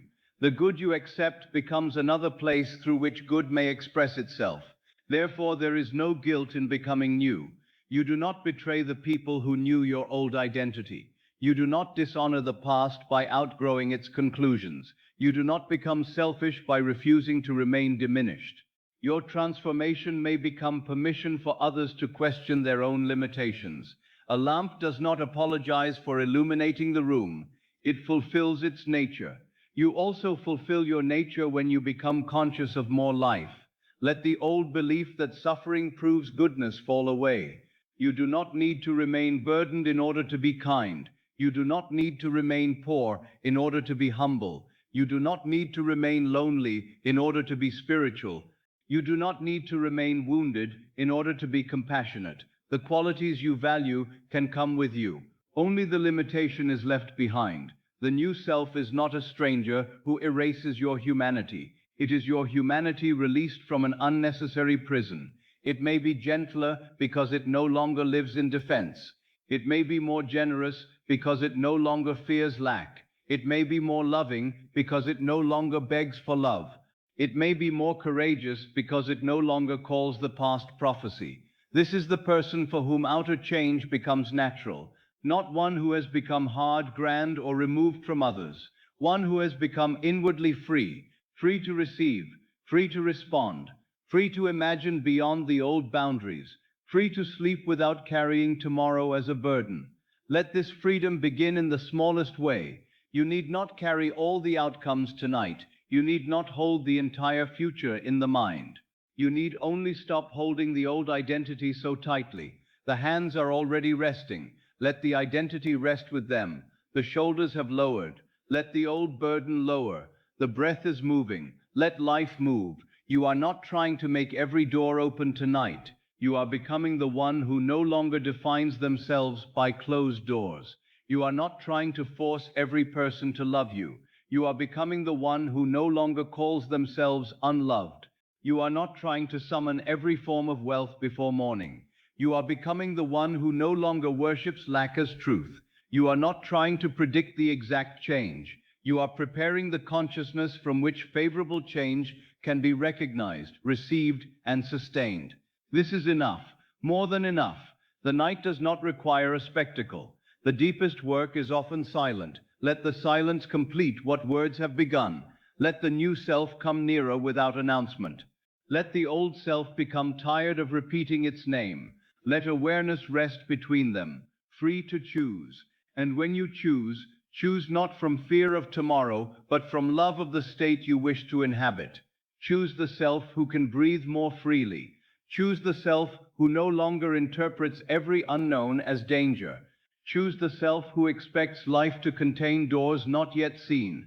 Choose the self who can receive good without asking why it has come. Choose gently. Choose inwardly. Choose, then rest. For once the identity begins to change, the world has already received a new instruction.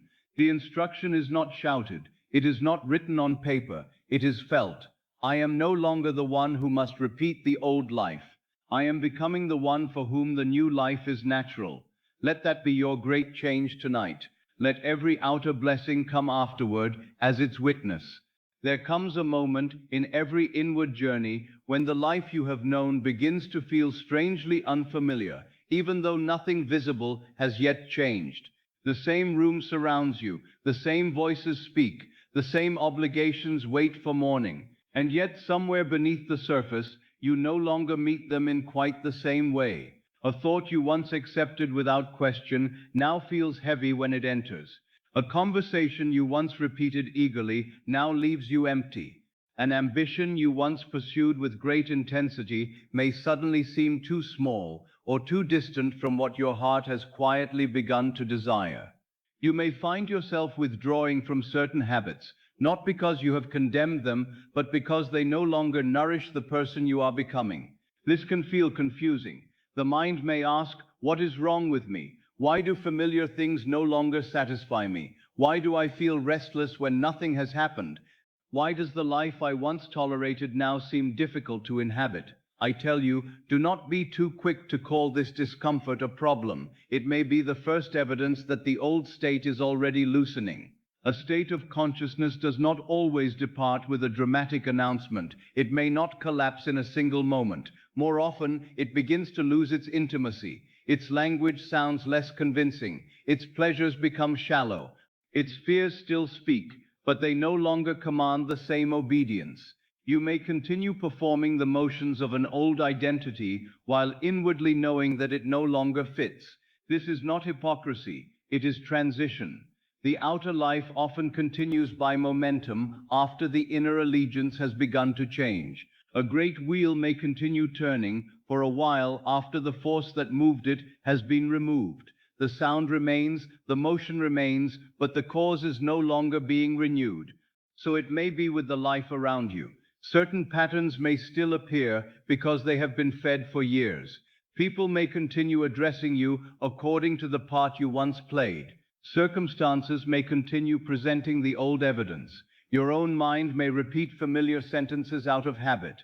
But habit is not destiny. An echo is not a new voice. The old state may still be heard, yet it is already weakening when you cease to speak from it with conviction. Perhaps you have noticed this without understanding it. A complaint begins within you, but halfway through it feels tiresome. You hear yourself telling the old story and suddenly wonder why you are telling it again.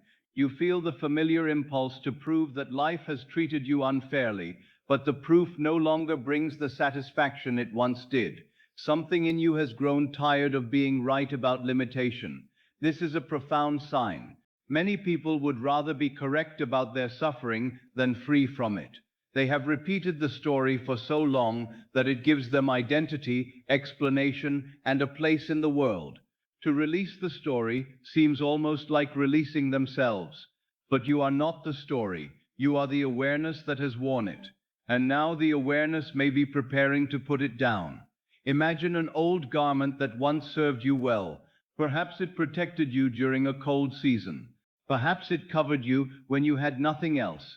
Perhaps you wore it so often that others began to recognize you by it. For a time the garment was useful. Then you grew.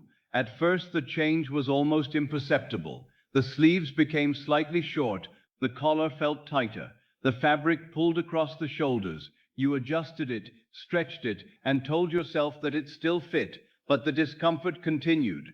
The garment had not become evil. It had not betrayed you. You had simply outgrown its shape.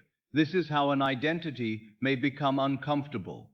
A state that once protected you may eventually confine you.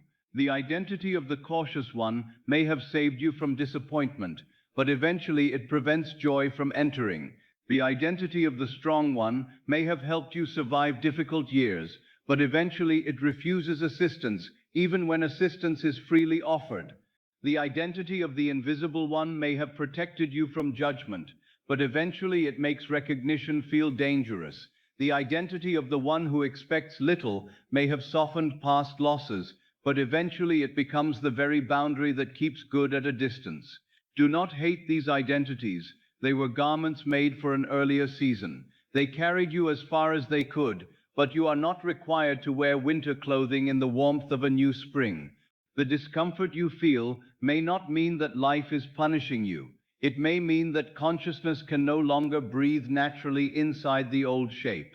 You may have called this discomfort anxiety, restlessness, dissatisfaction, or confusion. Sometimes it is all of these, but beneath them there may be a simpler truth. The old identity has outlived its purpose. The uneasiness is not always a warning to return. Sometimes it is an invitation to continue. There is a threshold in consciousness where the old state is no longer satisfying, but the new state has not yet become entirely natural. This is a delicate place. You may feel as though you belong nowhere. The old room feels too small. The new room is not yet familiar. The past has lost its authority. The future has not yet taken visible form. Many turn back at this threshold because uncertainty feels more frightening than familiar limitation. They return to the old conversations, old reactions, and old self-definitions simply because they know how to live there. A known prison can feel safer than an open field. The prison has walls. It gives direction. It tells you where you may and may not go. The open field offers. It asks you to choose a direction. Freedom can feel strange when confinement has become familiar. So if you feel uncertain tonight, do not assume that you have lost your way. You may simply have reached the place where the old map no longer describes the territory before you. You are not required to know every road. You are not required to see the distant destination. You need only recognize that returning to the old state will not give you peace. That recognition is enough to keep the threshold open. There may be a temptation to fight the former self, to condemn every old thought, to become angry whenever a familiar reaction returns. But fighting a state can bind you to it as surely as loving it. What you resist with constant attention remains central in consciousness. If you spend the night declaring war on fear, fear is still the subject of the night. If you battle the old identity hour after hour, the old identity remains upon the throne, even if you call it your enemy. I do not ask you to fight it. I ask you to stop calling it I. This distinction is everything. You may notice fear and say, fear is passing through consciousness. You need not say, I am afraid. You may notice loneliness and say, the old feeling of loneliness has returned. You need not say, I am alone. You may notice uncertainty and say, the mind does not yet know the way. You need not say, I am lost. The state may be present without being your identity. Rain may fall upon the house without becoming the house. Clouds may cover the sky without becoming the sky. A visitor may enter the room without becoming the owner. Let old feelings be visitors. Do not offer them your name. The moment you join I am to a state, you give it the intimacy of self. You clothe awareness in its garment and look upon the world through its eyes. But if the state is observed without identification, it begins to loosen. You are aware of it, therefore you are greater than it. The awareness of fear is not fear. The awareness of lack is not lack. The awareness of rejection is not rejection. Awareness may enter these states, but it is never reduced to them. This is why I tell you that your freedom does not depend upon every old feeling disappearing before you claim a new identity. If you wait until no trace of the former state remains, you may wait indefinitely, because waiting itself keeps attention fixed upon the old condition. Instead, choose while the old voice is still fading. Move inwardly while the former road remains visible. Put on the new garment even while the old one lies nearby. A person leaving a house does not need the house to vanish before departure. The door may remain. The furniture may remain. The rooms may look exactly as they did. The person simply no longer lives there. So it is with a state. The old thought may still appear. The old reaction may still knock. The old memory may still call your name. But you need not live there. You may answer gently, that was a state I knew. It is not the state I choose now. No anger is. A king does not debate every beggar at the gate. He remains seated in the consciousness of his kingdom. Remains seated in the new conception of self. The old state may continue speaking for a time, but its voice will grow thin when it receives no new authority. Consider the way a fire fades. You do not need to fight each flame. You cease adding wood. The flames may rise briefly as the final pieces burn. There may even appear to be a sudden increase in heat. Yet the fire is ending because the source is no longer supplied. Sometimes an old state behaves in this way. The moment you choose differently, the former pattern may seem louder. A fear you thought was fading may suddenly demand attention. A circumstance may appear to confirm the old belief with unusual force. An old memory may return vividly. Do not conclude that the new state has failed. The fire may simply be consuming the last of its fuel. The old identity senses the withdrawal of attention and attempts to reclaim it through urgency. It says, look at me. This is important. You must solve me before you can be free. You must understand every wound. You must answer every accusation. You must repair every detail of the past. But freedom is not earned by perfect analysis. You do not need to understand every thread in the old garment before removing it. You may simply notice that it no longer fits. There are mysteries in your history that may never be fully explained. There are people whose actions may never make complete sense. There are doors that closed without offering a reason.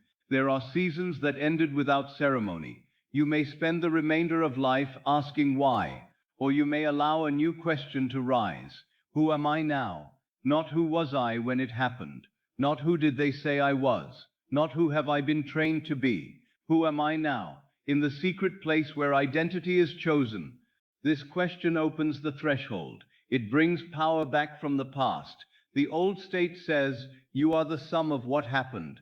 The new consciousness says, what happened is one chapter in a book whose author is still writing. You are not required to tear out the chapter. You are not required to pretend it was never written. You need only refuse to call it the ending. There are people who fear releasing an old identity because they believe it will invalidate everything they endured. If they no longer call themselves wounded, perhaps the wound was not real. If they no longer call themselves rejected, perhaps the rejection did not matter. If they no longer carry anger, perhaps the other person has escaped justice. But release does not erase your experience. It removes the experience from the throne. You may honor what you survived without making survival your permanent identity. You may acknowledge pain without building a temple to it. You may remember the night without refusing the dawn. The old state may have taught you. It may have deepened compassion. It may have revealed strength you did not know you possessed. But the lesson is not honored by repeating the classroom forever. Once you have learned, you may leave. The door is open. Perhaps this is why certain conversations have begun to weary you. You once found comfort in speaking with those who confirmed the old story. Together, you revisited every injustice, every disappointment, every reason the future should be feared. There was companionship in the repetition. To stop repeating may feel like leaving the group. You may worry that others will not understand the quieter person you are becoming. They may ask why you no longer react as strongly. They may invite you to return to the familiar complaint. They may interpret your peace as distance. Do not judge them. They know the garment you wore. They may not yet recognize you without it. Give them time, but do not put it on again merely to make others comfortable. A person who has outgrown a room need not stoop forever so that others will not notice the ceiling is low. Stand inwardly in your full height. You need not announce it. You need not convince anyone. Quiet transformation requires no witness. Let others speak to the old version if they must. Do not answer from it. In time, either their part will change or their presence will no longer carry the same meaning in your life.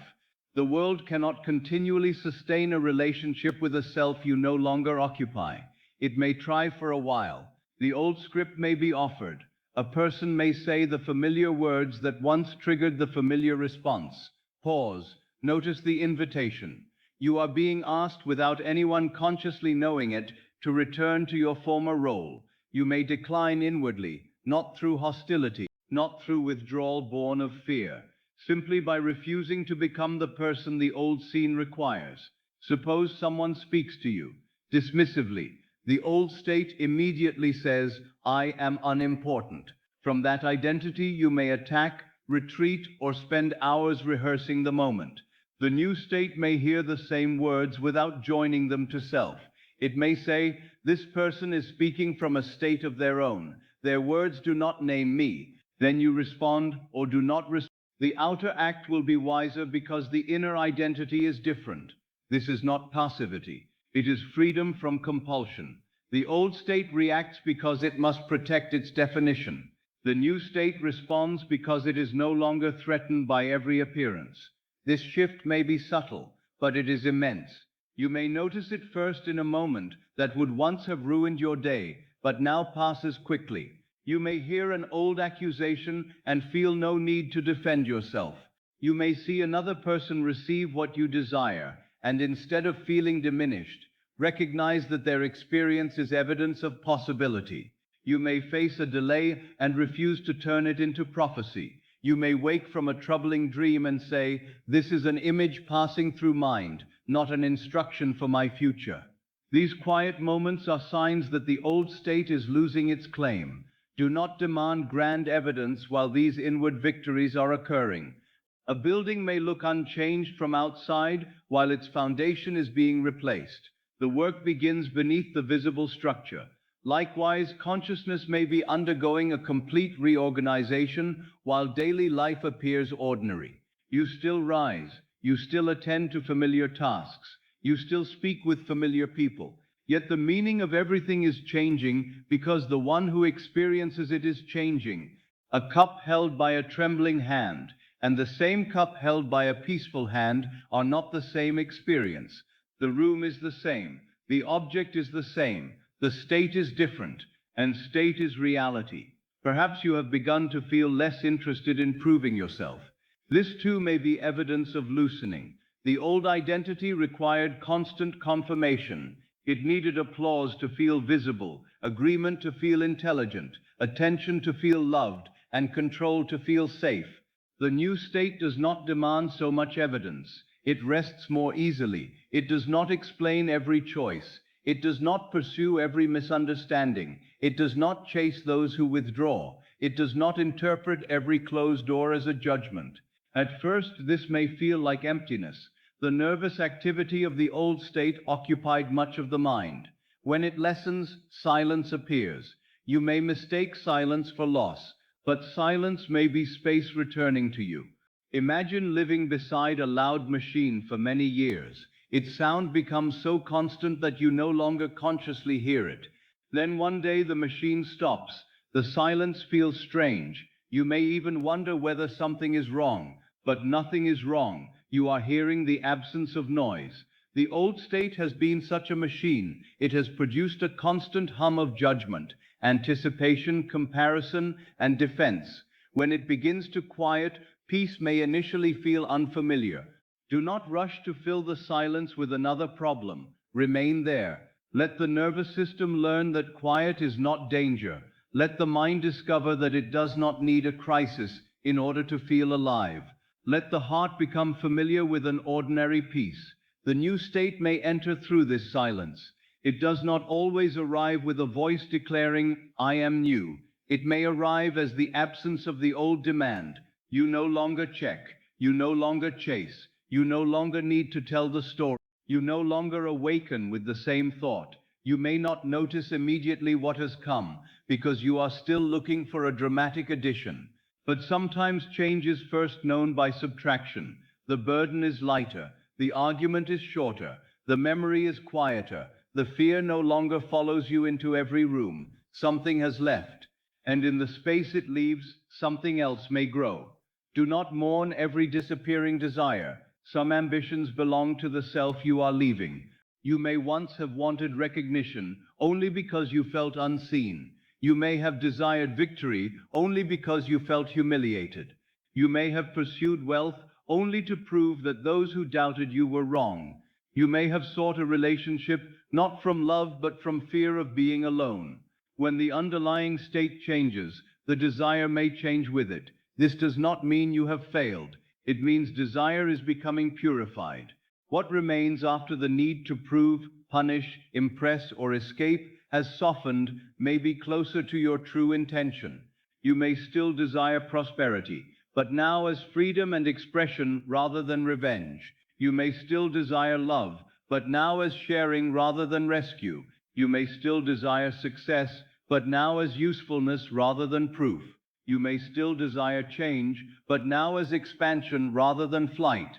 The form may remain, the motive becomes new, and a desire carried by a new motive unfolds differently. The old state grasped, the new state receives. The old state hurried, the new state moves with purpose. The old state demanded one exact path.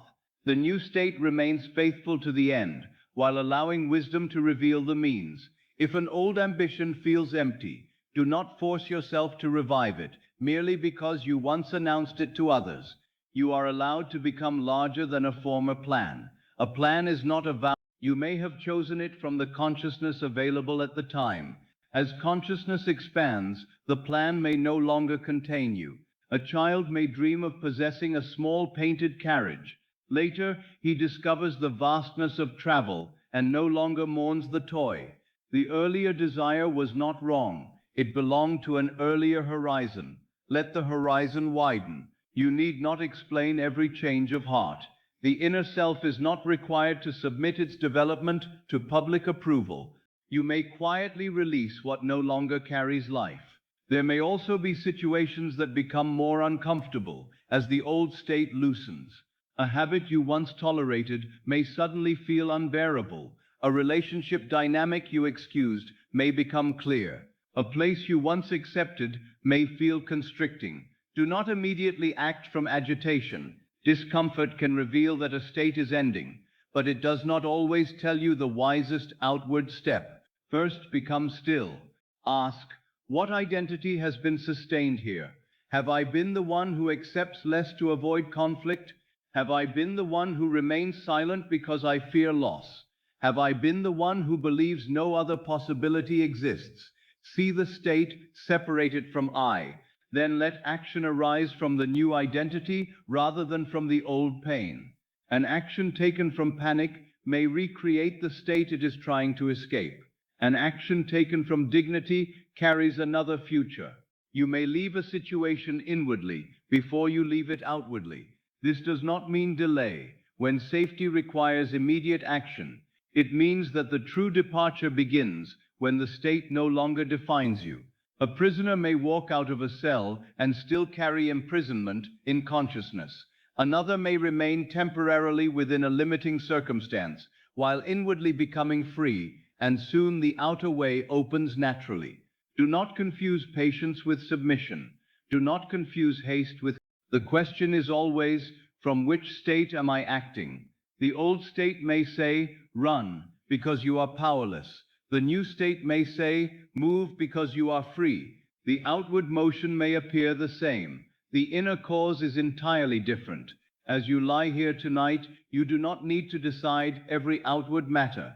The night is for loosening identification. Morning may bring clearer action because you no longer consult the same fear.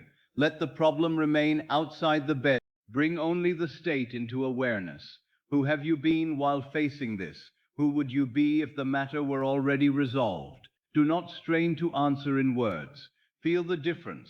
The former self may feel contracted, watchful, resentful, or tired. The fulfilled self may feel spacious, steady, dignified, or free. Move toward the quality. The exact outer decision can follow. Consciousness does not require all details before it changes residence. A traveler may know he is leaving before he knows every turn in the road. Let this night be the knowledge of leaving, not leaving life, not leaving responsibility, leaving the old position within yourself, the position of the one who waits to be rescued, the position of the one who expects betrayal, the position of the one who believes suffering is permanent, the position of the one who must prove worth through exhaustion. Feel these positions as garments hanging nearby. You have worn them. They may contain the shape of your body. They may even carry the scent of years. But they are not flesh. They are not being. They are not I. You may look upon the garment of struggle and say, this covered me during a difficult season. I thank it, but I do not need to sleep in it tonight. You may look upon the garment of rejection and say, this helped me explain pain, but I no longer require it to explain my future. You may look upon the garment of fear and say, this tried to protect me, but I release it from service. There is compassion in this release. You are not tearing the garment in anger. You are laying it down. You may discover that the former self becomes quiet when it is not attacked. Much inner conflict comes from one state trying to destroy another. But awareness is greater than both. From awareness you may say, I have occupied fear, and now I choose peace. No punishment, only selection. This is the meaning of repentance in its deepest sense. It is not self-condemnation. It is a radical change of mind, a turning from one state to another. The old state may say, You must suffer for having believed wrongly. But suffering is not the price of change. Change is the release of the belief that suffering must continue. You do not cleanse a dark room by punishing it for having been dark. You introduce light. Let light be the new assumption. I am no longer I am awareness, free to choose again. You may not yet know the precise words to join to I am. Begin by removing what no longer belongs. I am not the fear passing through me. I am not the delay appearing before me. I am not the memory returning tonight. I am not the role another expects me to play. Then rest in the pure awareness beneath description. I am. From this stillness, allow a new quality to emerge. I am at peace. I am supported. I am becoming. I am safe in my own transformation. Choose a phrase that does not excite the mind into effort. Let it be quiet enough to accompany sleep. You are not issuing an order to a distant universe. You are selecting a dwelling place in consciousness. Perhaps the old state objects. It says, this is not yet true. Ask, true according to what? According to the senses? The senses report the present appearance, but appearances are the crystallization of former states. According to history, history reports what was lived, not what must continue. According to habit, habit reports what is familiar, not what is inevitable. You are not required to obtain permission from yesterday. Yesterday has already spoken. Tonight you speak, not loudly, not anxiously, with the quiet authority of selection. This is who I choose to be. The old state may answer, but it no longer has the final word. There may be grief in releasing an identity. Even painful selves become companions through familiarity. You may know exactly how to behave as the struggling one, the betrayed one, the one who is never chosen. The new self may not yet have a rehearsed script. This can create a strange emptiness. Who am I if I am no longer fighting? Who am I if I am no longer proving? Who am I if I am no longer waiting for an apology? Who am I if I am no longer telling this story? Do not fear the emptiness. It is space before a new definition. A field lying fallow may look empty, yet it is recovering fertility. A blank page may look empty, yet it contains every possible sentence. Silence may seem empty, yet it holds every word before speech. Remain in the openness. You do not need to replace one rigid identity with another immediately. Let awareness stretch. Let it remember its freedom. You are not only the one who has survived, you are the one who can imagine. You are not only the one who remembers, you are the one who can revise the meaning of memory. You are not only the one who has been named by others, you are the one who hears the names and chooses which to accept. The old state is already loosening. When you recognize this distinction, it cannot remain absolute once it is seen as a state. A prison loses some of its power. The moment the prisoner discovers the door was never locked, the walls may remain, the room may remain, but the meaning of the room has changed. You are no longer trapped. You are deciding when to rise. Tonight you may not need to rise physically. The movement can occur inwardly. Let the body rest while identity stands. Let the senses sleep while imagination awakens. Let the old garment remain folded at the edge of consciousness. You need not burn it. You need not prove that you will never wear it again. Simply choose another for the night, perhaps the garment of peace. Feel its looseness around the shoulders. It does not constrict the breath. It does not demand constant watchfulness. Perhaps the garment of worth. It requires no decoration, no applause, no defense. It fits because it is not borrowed from another person's opinion.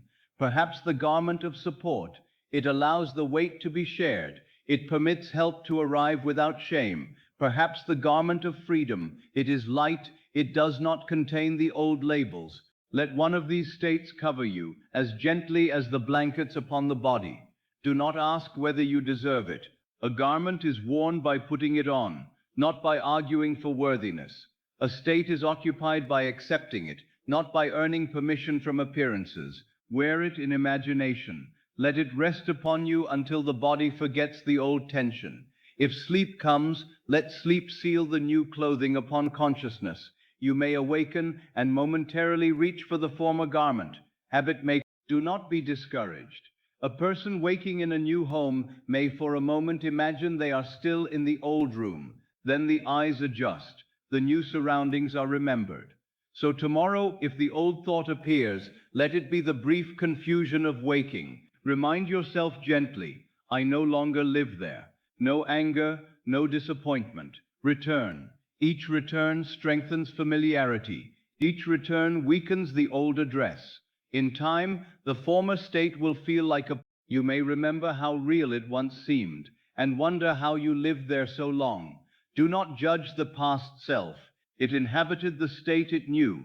Now you know another. Compassion allows complete departure, because it removes the need to remain tied through resentment. You cannot fully leave a house if you spend every day standing outside condemning it.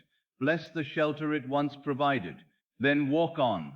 Perhaps the old state taught you to observe carefully, carry discernment, but leave suspicion. Perhaps it taught you independence, carry strength, but leave isolation.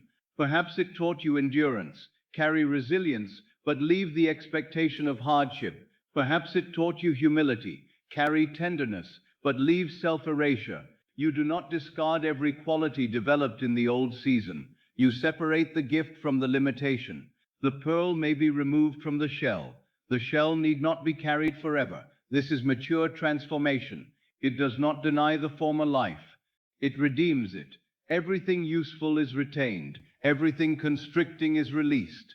The old garment becomes cloth from which wisdom is made, not a uniform you must continue wearing.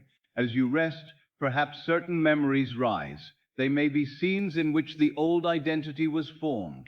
A parent's criticism, a teacher's judgment, a lover's departure, a business failure, a season of illness, a period when money was scarce and fear became constant. Do not enter the scenes deeply tonight unless they come gently. Notice only the conclusion you drew. Perhaps you decided, I am not enough. Perhaps you decided, people leave me. Perhaps you decided, life is unsafe. Perhaps you decided, I must struggle alone. The event passed, the conclusion remained. The conclusion became the garment. Now you see it. And what is seen can be separated from self. You may say, that was the meaning I gave to the event. This simple recognition begins revision.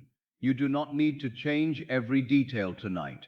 Change the identity that emerged. See the younger self who drew the conclusion. Do not lecture them. Do not tell them they were foolish. Approach with compassion. Say inwardly, you did not know what else to believe. I understand, but I am here now, and we no longer need that conclusion. Feel the younger self release the garment. Perhaps it was far too heavy. Perhaps it never belonged to them. Perhaps they accepted it because an adult handed it to them with authority. Take it gently. Lay it aside. Then offer another. You are loved. You are wanted. You are safe within your own being. You are not responsible for carrying every burden. Let the words be simple. The deeper mind does not require elaborate explanations. It recognizes the feeling of release. This may bring emotion. If so, let it move without analysis. Tears are not evidence that you are returning to the old. They may be the body releasing its long loyalty to it. Water does not weaken the earth. It softens what has become hard. Let the heart soften. A hardened identity feels permanent because it has become rigid. Softness allows another impression. You are not trying to erase yourself. You are allowing yourself to become impressionable to good. The old state may have called softness dangerous. It believed that vigilance was safety. But vigilance cannot distinguish between a present danger and a remembered one, when identity is built upon fear. Tonight, teach the body another possibility. Softness may be safe, rest may be safe, receiving may be safe, change may be safe. You need not accept these ideas with perfect conviction. Allow them to come near. A wild creature does not approach a hand that reaches forcefully. It approaches the hand that remains still. Let peace approach you in this way. Do not remain still enough that it no longer fears your urgency. The old state is loosening, not because you conquered it, but because you no longer need its protection in the same way. Thank it, release it, choose again. Perhaps your uneasiness has come because life is rearranging around an identity already changing. People who fit the old state may seem distant. Work that once felt meaningful may appear mechanical. Certain environments may feel louder, smaller, or more exhausting. Do not immediately judge these changes as loss. A plant moved toward light may pull away from the wall it once touched. The distance is not rejection, it is growth. You may be withdrawing attention from what cannot accompany the new state. This withdrawal may occur before you understand why. Trust the deeper movement without becoming careless. Remain kind. Fulfill what is yours to fulfill. But do not force intimacy with what consciousness has begun to outgrow. There are seasons when remaining is faithfulness. There are seasons when leaving is faithfulness. Wisdom is known by the state from which the act arises. Ask not only, what should I do? Ask, who am I being while I do it? The old self may remain in a place out of fear. The new self may remain from love and strength. The old self may leave in panic. The new self may leave in peace. The form does not reveal the state. Only you know the inner source. Tonight, you need not become quiet enough that the new identity can speak without being drowned by urgency. Its voice may be simple. This no longer fits, or I am ready for more, or I do not need to decide tonight. Do not demand a speech. One honest feeling may guide more surely than many arguments. The old state is loud because it has repeated itself. The new state may whisper because it is newly heard. Do not mistake volume for truth. A whisper may carry the direction of an entire life. Listen gently. Perhaps the whisper says, stop calling yourself too old. Perhaps it says, stop apologizing for your desire. Perhaps it says, you are allowed to receive. Perhaps it says, the ending was not your identity. Perhaps it says nothing at all, but leaves you with an unfamiliar peace. Receive that peace as instruction. You do not need to translate every inner movement into words. The body may understand before the mind. The breath may deepen. The shoulders may lower. A decision may become unnecessary. The old thought may return and find no tension. This is consciousness changing silently. Do not interrupt it by demanding evidence. The person who continually asks, is the old state gone, keeps looking back toward it. Walk forward. You may hear footsteps behind you. Let them fade. The old identity cannot follow where it is not carried. You have carried it through many years, perhaps believing it carried you. Now set it down and discover your own strength. There is a story of a man who crossed a river carrying a heavy stone because he had once used it to defend himself. The stone had protected him in a dangerous place, and so he became grateful for it.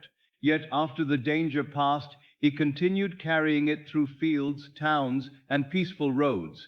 When others asked why, he said, this stone saved my life. And this was true, but the truth that it had once saved him did not mean it must burden him forever. He did not curse it. He did not deny its service. He simply recognized that the road ahead required empty hands. Many identities are such stones. They protected you once, the suspicion that guarded against betrayal, the independence that developed when no one came, the hardness that formed around a tender heart, the refusal to hope after disappointment. Honor what they did, then place them beside the road.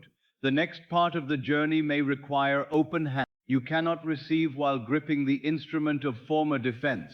Let the hands remain soft now. Let the mind release its stone. You are not betraying the one you were. You are completing their journey. The former self struggled so that you might reach this threshold. Do not demand that it continue beyond its purpose. Let it rest. Perhaps this is why you are tired. You may not be tired only from work, responsibility, or years.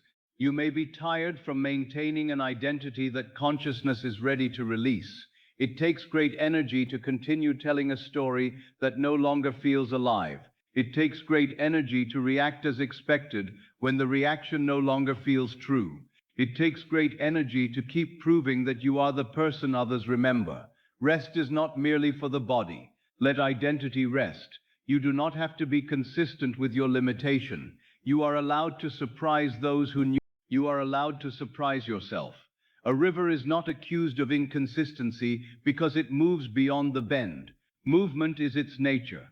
Consciousness also moves through states.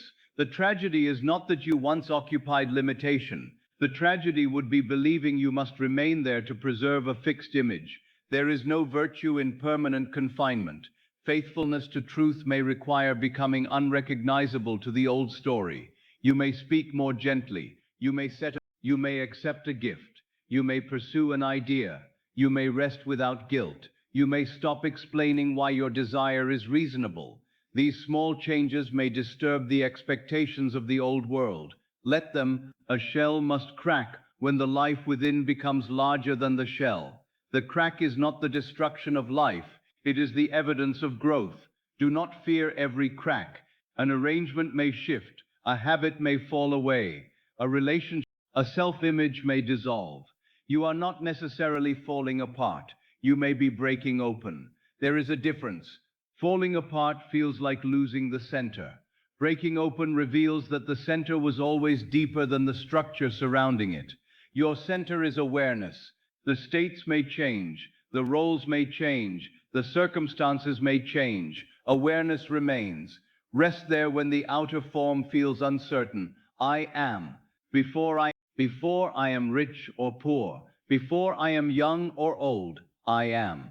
The old state attached many conditions to being. Tonight, loosen the conditions. Return to the root. From the root, a new branch can grow. You are not trying to glue new leaves onto an old branch. You are allowing life to rise from another place. This is why the change may feel quiet at first. Roots move in darkness. They do not announce themselves to the sky. Trust the hidden movement. The old state may already be loosening in ways you have dismissed. Perhaps you laugh more easily at what once frightened you. Perhaps you are less willing to speak against yourself. Perhaps you notice beauty again. Perhaps you feel drawn toward a subject, place, or idea without knowing why. Perhaps you are no longer entertained by bitterness. Perhaps you are beginning to imagine a future without immediately canceling it. These are roots moving. Do not pull them up to inspect their progress. Let them deepen. Water them with gentle attention. When you catch yourself speaking from the old state, do not condemn the mistake. Correct the direction. A traveler who takes one wrong turn does not declare the journey impossible. They simply return to the road. Say, that was the old voice. Then choose again. The speed of correction matters less than the absence of self-punishment. Self-punishment belongs. It says, change must be perfect, or it is not real. But growth is not a straight line observed from the surface. The seed turns in the soil. The root meets a stone and moves around it. The branch bends toward light. None of this is failure. It is intelligence in motion. Let your transition be intelligent rather than rigid. There may be days of confidence and days when the former identity feels close. You are not moving backward merely because memory is strong. A traveler may see the old city from a distant hill without having returned to live there. Notice it. Continue. The road remains beneath you. Tonight the road is rest. You do not need to take a visible step. You need only stop renewing the old claim. Do not call the weariness I. Do not call the restlessness I. Do not call the confusion I. Say, these are sensations at the threshold. The threshold itself is not your identity. Perhaps you are afraid that without the old state, you will lose motivation. If you no longer fear poverty, will you stop working? If you no longer fear abandonment, will you stop caring? If you no longer feel unworthy, will you become proud? These fears are the old state defending its employment. It tells you that suffering is necessary for progress. But action born from fear is not the only action. Love can move you. Vision can move. A person who feels secure may work with greater clarity than one terrified of loss.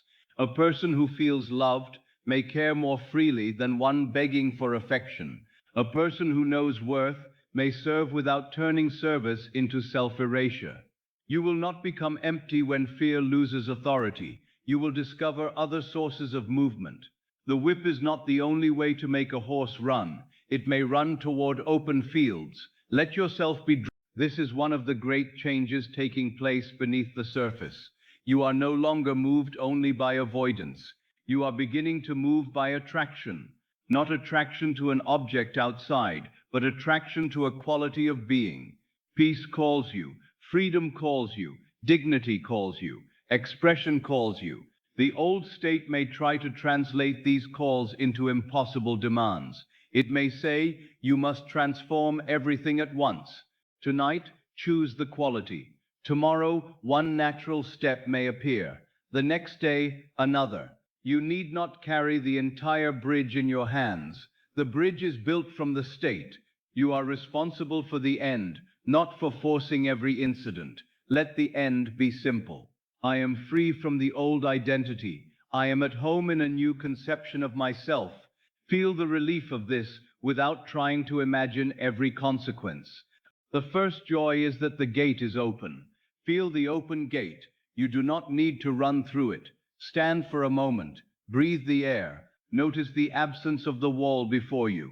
This is enough for the night. You may sleep at the threshold of freedom and awaken with the courage to take another step. Do not measure the transformation only by visible distance. A person facing east and a person facing west may stand upon the same spot, yet their journey direction is destiny in motion. Tonight, turn inwardly toward the new state. Even if you have not moved in space, the journey is no longer the same. The old state is behind your attention. The new state is before it. Let yourself face what you choose. Perhaps the senses still show the former world. The senses are like windows in a train. They show the landscape through which you are passing, not necessarily the destination toward which you travel. Do not leap from the train because the old scenery remains visible. Remain seated. The landscape will change as movement continues. Your work is to know the destination. I am moving into peace. I am moving into support. I am moving into a life that fits the self I now accept. Better still, let movement become completion. I am in peace now, in consciousness. I am supported now, in consciousness. I am the one for whom the new. Do not force the scenery. As sleep draws nearer, allow the metaphor of the old garment to return. See it not with great effort, but sense it. A garment that has become too tight. It may represent the name you have carried, the role you have played, the fear you have obeyed. Feel yourself loosening it. One button released, one knot untied, the shoulders becoming free, the breath expanding. You need not throw it away dramatically. Then feel a lighter garment resting upon the body, a garment of ease. It does not restrict, it does not announce itself, it simply fits. This fit is naturalness. The new state may initially feel new, but somewhere within it there is recognition, as though you are returning to something that belonged to you before the world gave you smaller names. Perhaps peace feels less like acquiring and more like remembering. Perhaps freedom feels less like reaching a destination and more like ceasing to hold the door closed. Let the new garment feel like remembrance. You were never created to be permanently confined by one state. You are awareness capable of movement. The old state is already loosening because you have recognized it as clothing. It is not skin, it is not bone, it is not being. It can be removed. Even now, while the body lies still, a little space in the chest, a softer jaw, a quieter thought. Do not demand more. The smallest ease proves that the state is not absolute. If fear were your eternal nature, one moment of peace would be impossible. If lack were your eternal nature, one moment of inner abundance would be impossible. If rejection were your eternal nature, one moment of self-acceptance would be impossible. Yet these moments are available. Therefore the old and what is a state may be left. Carry this certainty into sleep, not the certainty that every detail must change tomorrow. The deeper certainty that you are not the old state. That alone is the key. You may awaken and find the same name upon letters, the same furniture in the room, the same responsibilities awaiting attention. But if you no longer call the old consciousness I, the day will not be the same. You will meet it from another center. A single day met from another center may begin a chain of events no calculation could have predicted. The person you call, the word you choose, the invitation you accept, the insult you do not internalize, the opportunity you finally recognize, the rest you permit yourself. These are not random details. They are the world reorganizing around a new identity. But tonight, do not concern yourself with the chain. Attend only to the sentence. Let the sentence become slower within you.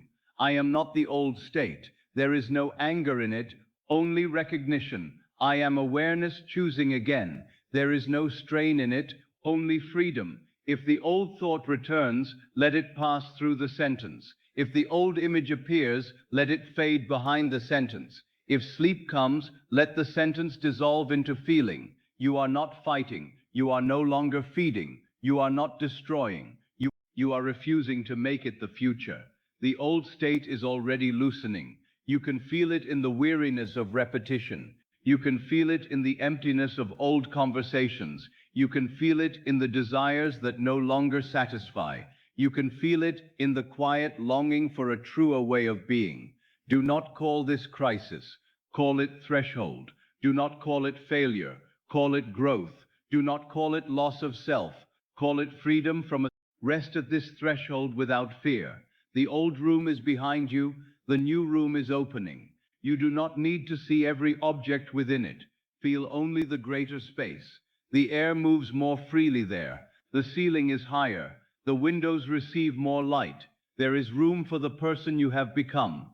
You need not shrink to enter. You need not apologize for your size. The room was made for this state. Enter inwardly. Let the door close softly. What served its season may remain in peace. You carry no hatred. You carry no war. Only the knowledge that you no longer live there. And now, in the stillness of the new room, say nothing for a moment. Let silence introduce you to yourself. No old title, no inherited judgment, no history repeated as law.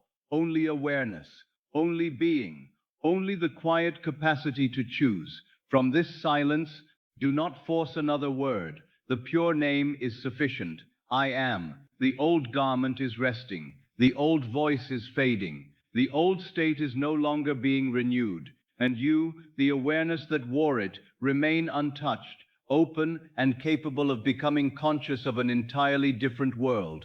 Sleep now in that freedom. Let the threshold hold you. Let the former identity dissolve without violence. Let the new state approach without urgency. You are no longer holding together what has already completed its purpose. You are not losing yourself. You are releasing what was never the whole of you. You are not being punished by discomfort. You are discovering that the old shape can no longer contain your life. Rest in this discovery. The garment is too small because you have grown. The room is too narrow because consciousness has expanded. The conversation feels empty because another truth is waiting to be spoken. The old ambition feels distant because a deeper desire is forming. Nothing has gone wrong. The season is changing within you, and what changes within must, in its appointed way, become visible without. For now, no visible proof is needed. The loosening itself is proof. The quiet dissatisfaction is proof. The refusal to repeat the old name is proof. The new space opening in consciousness is proof. Let it be enough. You are the wearer. You are not the state. You are the awareness that selects the state. You are not the old story. You are the one who can close the book, rest in silence, and awaken ready to write again. A sign and a prediction are not the same thing, though men often confuse them. A prediction tells you to look outward. It asks you to watch the calendar, observe the behavior of others, study the movement of circumstances, and wait for some event. It places the future at a distance and leaves you standing before it as a spectator. It says something has already been decided, and you must now discover what it is. A true sign does not make you a spectator. A true sign awakens you as the chooser. It does not say that an event has been fixed beyond your consent. It reveals that a new state has become available to you, and that you are now capable of recognizing it. This distinction is subtle, but it changes everything. Suppose two people hear the same words. The first listens politely and feels nothing. The words pass through the mind as wind passes through an empty street. They are understood, perhaps even admired, but they awaken no movement. The second hears the same words and feels an inward stirring. Something becomes quiet.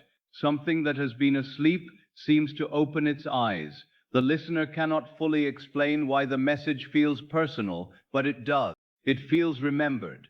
The difference is not in the words. The difference is in the state of the hearer. A seed may fall upon stone and remain unchanged. The same seed may fall upon prepared soil and begin at once to disappear beneath the surface. The seed is the same. What differs is the ground that receives it. Tonight you are the ground. The meaning of this message lies not in the claim that an outer power has chosen a particular event for you. Its meaning lies in your readiness to receive an idea that once might have seemed impossible, distant, or irrelevant. The fact that you can now entertain it is the sign. The fact that the idea of a new life no longer seems entirely foreign is the sign. The fact that you can hear of change without immediately rejecting yourself from it is the sign. You may have heard similar words years ago and dismissed them. You may have read that imagination creates reality and thought it beautiful but impractical. You may have been told to assume the feeling of the wish fulfilled and wondered how a feeling could matter against the weight of visible facts. Then one day, perhaps without warning, the same idea returns. But now it enters differently. The words have not changed. You have. Something in consciousness has ripened. This is why revelation cannot always be forced. A man may stand before an open door and fail to see it because he is not yet prepared to imagine himself passing through. Another may find the same door in darkness because he has become ready to leave the room behind. The door did not select one man and reject the other. One was inwardly available to recognize it. Recognition is not a small thing. Recognition is consciousness meeting a possibility with the feeling, this belongs to me. I mean that the idea has found a place within your conception of being. It no longer stands outside as a theory belonging to another person. It touches your own name. You hear, life can change, and somewhere within you the words become, my life can change. You hear, the past is not final, and the words become, my past is not my final identity. You hear, a new state may be assumed, and the words become, it is not life announcing what must happen to you. It is life awakening as you, revealing your power to determine what shall become natural within you. Do not hurry past this. Men often want a sign to relieve them of responsibility. They ask the heavens to decide. They look for an omen that says, take this road, marry this person, leave this place, accept this offer, expect money, prepare for loss. They wish to be told what is coming. But consciousness cannot be freed by surrendering its authority to signs. The moment you make an external object the master of your future, you have returned to the old belief that cause exists outside you. You see a bird at the window and decide that good fortune is coming. You hear a phrase repeated and decide that a particular person must return. You wake from a dream and decide that an unavoidable event has been decreed. Then you wait, you search. You interpret every small appearance as confirmation or denial. The mind becomes restless, not peaceful. This is not the use I would have you make of signs. The outer symbol may be beautiful. It may stir imagination. It may help you recognize a state, but the symbol has no power independent of the meaning you give it. The bird does not command your future. The number does not command your future. The dream does not command your future. Your assumption commands the manner in which you meet and interpret your world. The same symbol can mean hope to one person and fear to another. The same dream can awaken courage in one and anxiety in another. The same event can be called a blessing or a curse, depending upon the state from which it is seen. Therefore, the power cannot be in the symbol alone. The power lies in consciousness. I do not ask you to become cold toward mystery. Life is filled with correspondences that can move the heart deeply. A line of scripture may appear at the exact hour you are ready to hear it. A word from a stranger may answer a question you have carried silently. A dream may dramatize a state with such clarity that you awaken changed. But understand what has occurred. The sign has not imposed a future upon you. It has revealed the condition of your own consciousness. You recognized the word because something in you had already begun to form. The outer meeting was the visible echo of an inward readiness. This is far more powerful than fortune-telling. Fortune-telling leaves you waiting for an event. Recognition leaves you awake to your own creative power. A prediction says, something may happen tomorrow. Recognition says, I am able to assume tonight. A prediction directs attention toward time. Recognition directs attention toward being. A prediction asks, what will come? The first question may entertain the mind. The second transforms the life. Suppose someone tells you that a great change is approaching. For a moment you feel excited. You imagine money arriving, a letter appearing, a person returning, or a new door opening. But then the excitement fades. Tomorrow appears much like yesterday, and you begin to doubt. You say, perhaps the sign was not meant for me. Perhaps I misunderstood. Perhaps I missed the appointed hour. And in this way, a prediction can become another instrument of waiting. But if you understand the deeper meaning, you do not measure the message by whether a dramatic event occurs the following morning. You ask instead, what did these words awaken in me? Did they reveal that I am tired of repeating the old identity? Did they allow me to imagine peace without immediately contradicting it? Did they make me aware that I have been expecting life to decide for me? Did they remind me that I can choose the state from which tomorrow will be met? Then the message has fulfilled its true purpose. It has turned you from the shadow toward the cause. Do not underestimate such a turning. A person may stand in the same circumstances and yet face another direction inwardly. The outer facts have not moved, but the journey has changed because the traveler is no longer walking toward the same conclusion. A prediction attempts to describe the scenery ahead. A true sign changes the direction of the traveler. You may not know every hill, river, or village through which the road will pass. You may not know how long each section will take. But once the direction changes, the old destination is no longer inevitable. This is why I would rather give you an assumption than a prophecy. A prophecy heard only as an outer prediction may make you passive. An assumption consciously occupied makes you creative. Let you choose what becomes natural within you. Naturalness is your true prophecy. What feels natural to consciousness becomes the pattern through which life is interpreted and expressed. If rejection feels natural, you may encounter kindness and doubt it. If support feels natural, you may encounter difficulty and still expect assistance. If failure feels natural, an opportunity may appear, and you may shrink from it.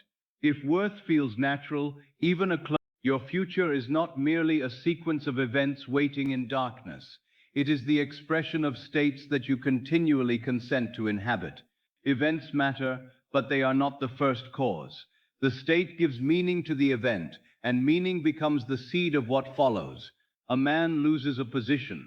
From the state of failure, he says, "This proves I will never prosper." He enters despair, withdraws from possibility, and sees every delay as confirmation. From the state of worth and purpose, he says, "This chapter has ended, but my value has not ended." He remains available to a new arrangement. The event is the same.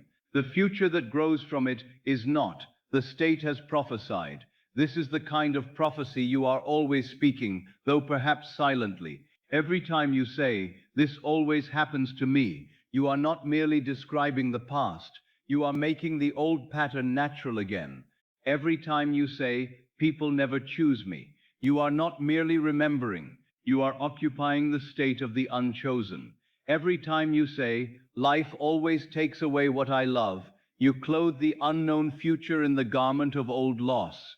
These are predictions, but they are not given by prophets. They are made in your inner speech, and because they feel natural, you rarely recognize them as predictions. You call them realism. Yet what is realism?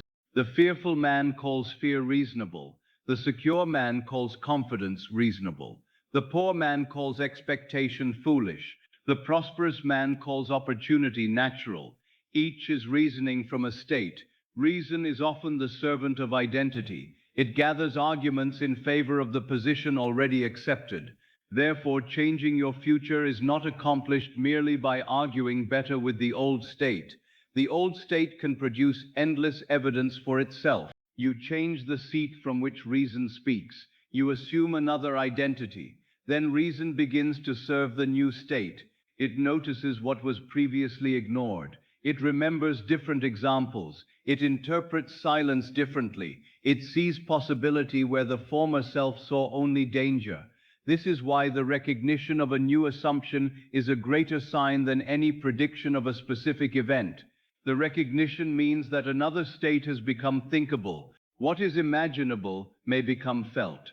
What is felt as natural may become expressed. There is the whole creative movement.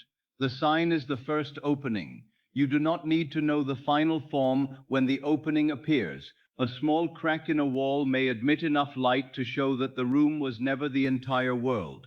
Tonight, this message may be such a crack. You need not worship the crack. Look through it. What do you see? Perhaps you see that your identity has been more flexible than you believed. Perhaps you see that the feelings you called facts were states. Perhaps you see that waiting has been an assumption of absence. Perhaps you see that the future is not asking to be predicted, but imagined. Do not ask the message to perform the work for you. Let it reveal where the work is done. The words are a finger pointing toward consciousness. Do not spend the night studying the finger while ignoring the direction. Turn inward. What becomes possible in you as you hear this? Perhaps a sense of relief. Perhaps the recognition that no event tomorrow is required to grant you permission to feel different tonight. Perhaps the quiet courage to stop repeating one old conclusion. This is already movement. Men often dismiss inward movement because no one else can see it. They believe that only visible actions are real.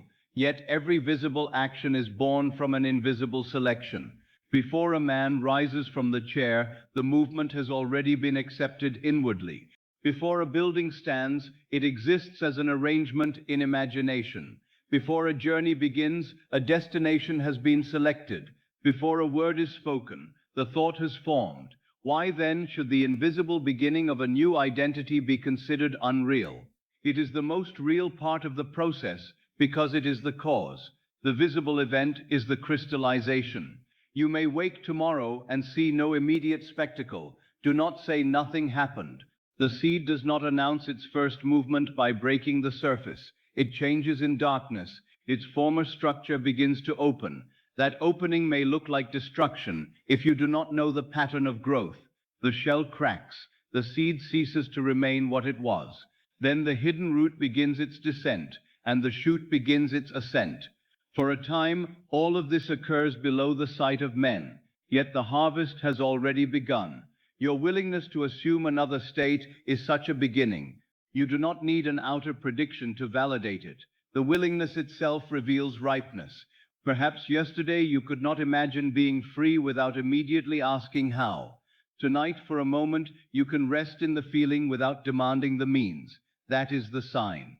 Perhaps yesterday the thought of being loved produced sorrow because it reminded you of absence. Tonight, the same thought carries warmth. That is the sign. Perhaps yesterday prosperity seemed to belong to another kind of person. Tonight, you can imagine receiving without apology. That is the sign. Perhaps yesterday change felt dangerous. Tonight, it feels like release. That is the sign. Notice how personal these signs are. No one else can measure them for you. Another person may see nothing unusual. They may look at your circumstances and declare that everything remains the same. Let them. They are looking at the printout of former states. You are becoming aware of the new impression before it is printed. A person standing beside a sleeping seed sees only soil. The gardener knows what has been planted. Be the gardener of your own consciousness. Do not ask passers-by to confirm the life beneath the ground. They cannot see it. Their inability to see does not determine whether the seed lives. The sign is your knowledge of what you have accepted.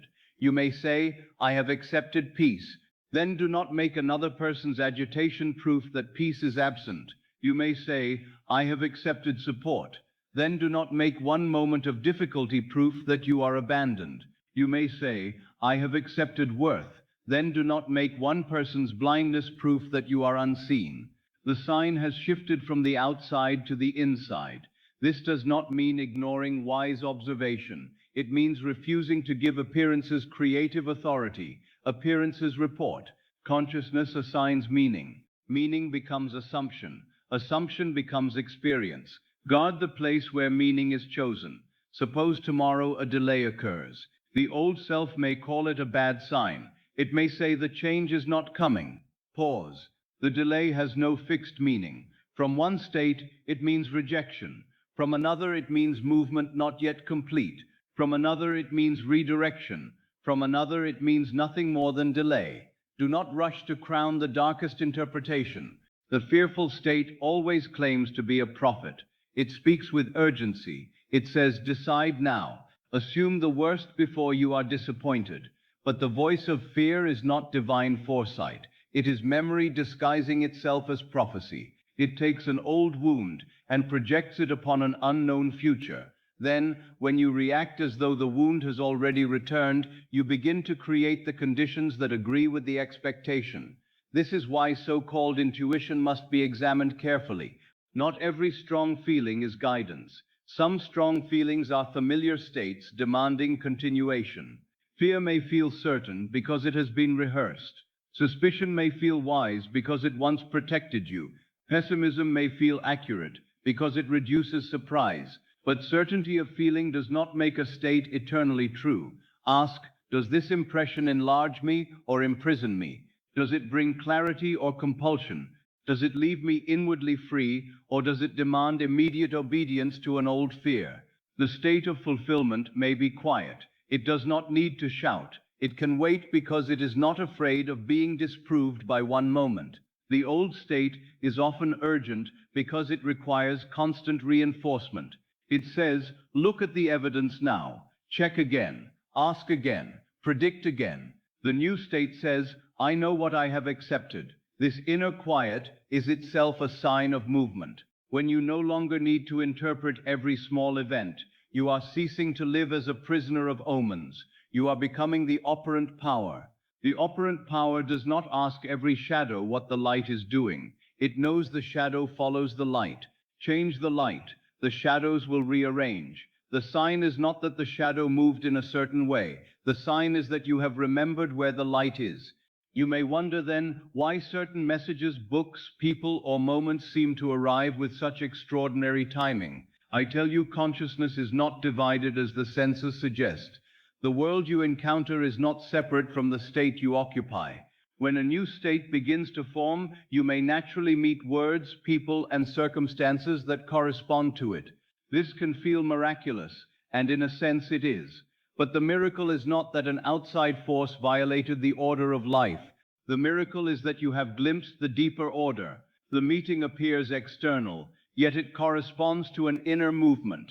You were ready to hear, and so the words became audible. You were ready to see, and so the symbol became visible. You were ready to receive, and so the opportunity became recognizable. Another person might have passed the same opportunity without noticing it.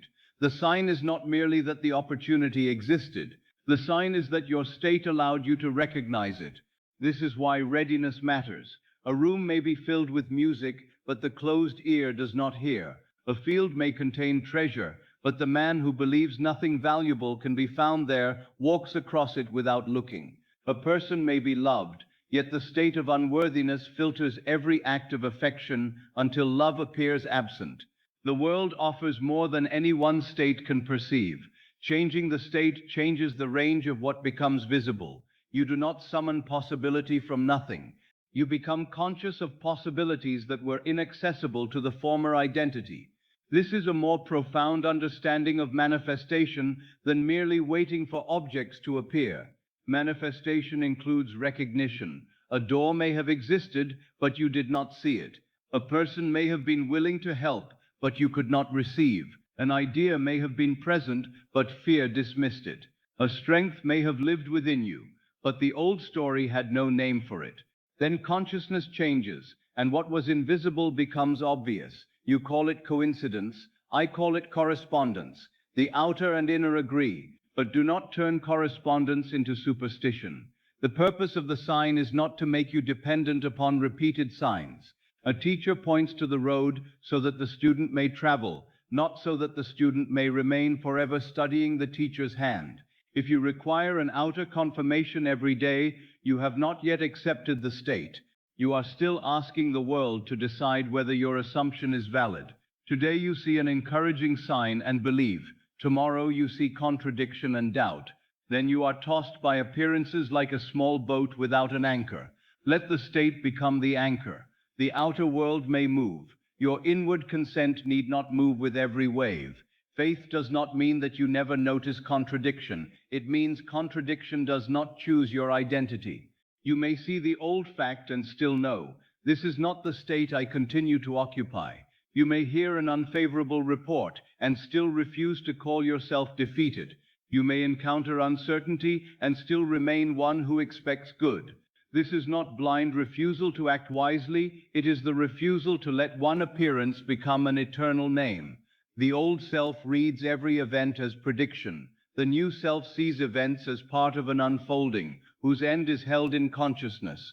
This is the difference between reacting to signs and living from assumption. The reactive person says, because this happened, the future must be dark.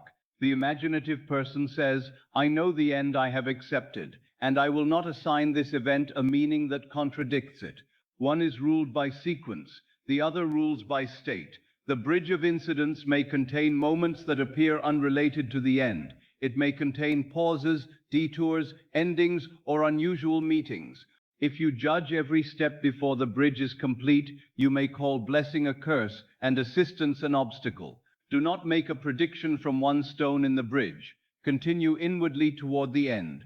Later you may look back and see the pattern. A closed door may have directed you toward a better entrance. A delay may have placed you in the right hour. An ending may have freed energy bound to an exhausted state. A conversation that seemed ordinary may have carried the next step. The conscious mind cannot always design or interpret the whole bridge. This is why I tell you to remain faithful to the end rather than obsessed with signs along the way.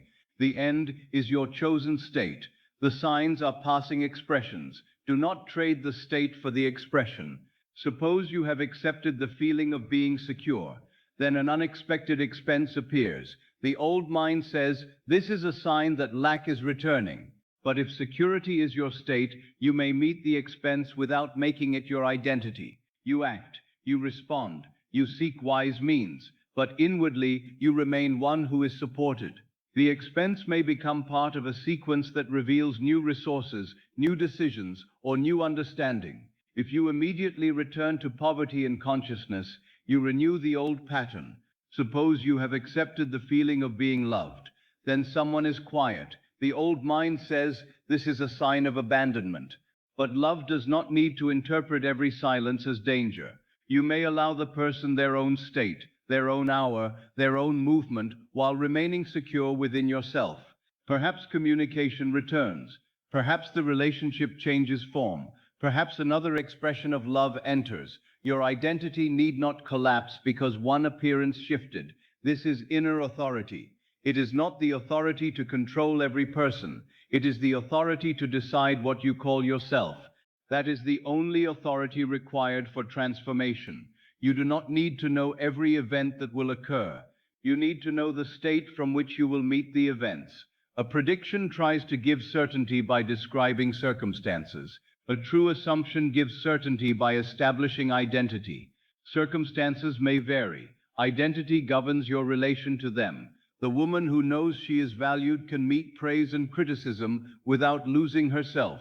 The man who knows he is supported can meet gain and expense without immediately becoming poor in consciousness. The person who knows they are loved can meet closeness and temporary distance without turning every movement into rejection. The state becomes the center. This is more stable than any prediction. For even if an outer prediction came true, what would happen afterward? If you remained the old self, you would begin to fear losing the event.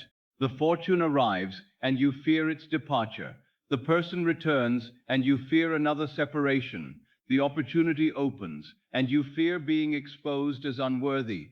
The healing begins, and you fear every sensation. The predicted event may come, yet freedom does not come with it, unless identity has changed.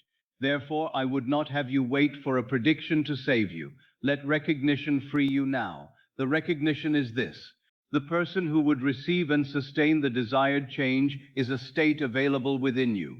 You may begin to inhabit that state tonight. You do not need to wait for the event in order to rehearse its emotional truth.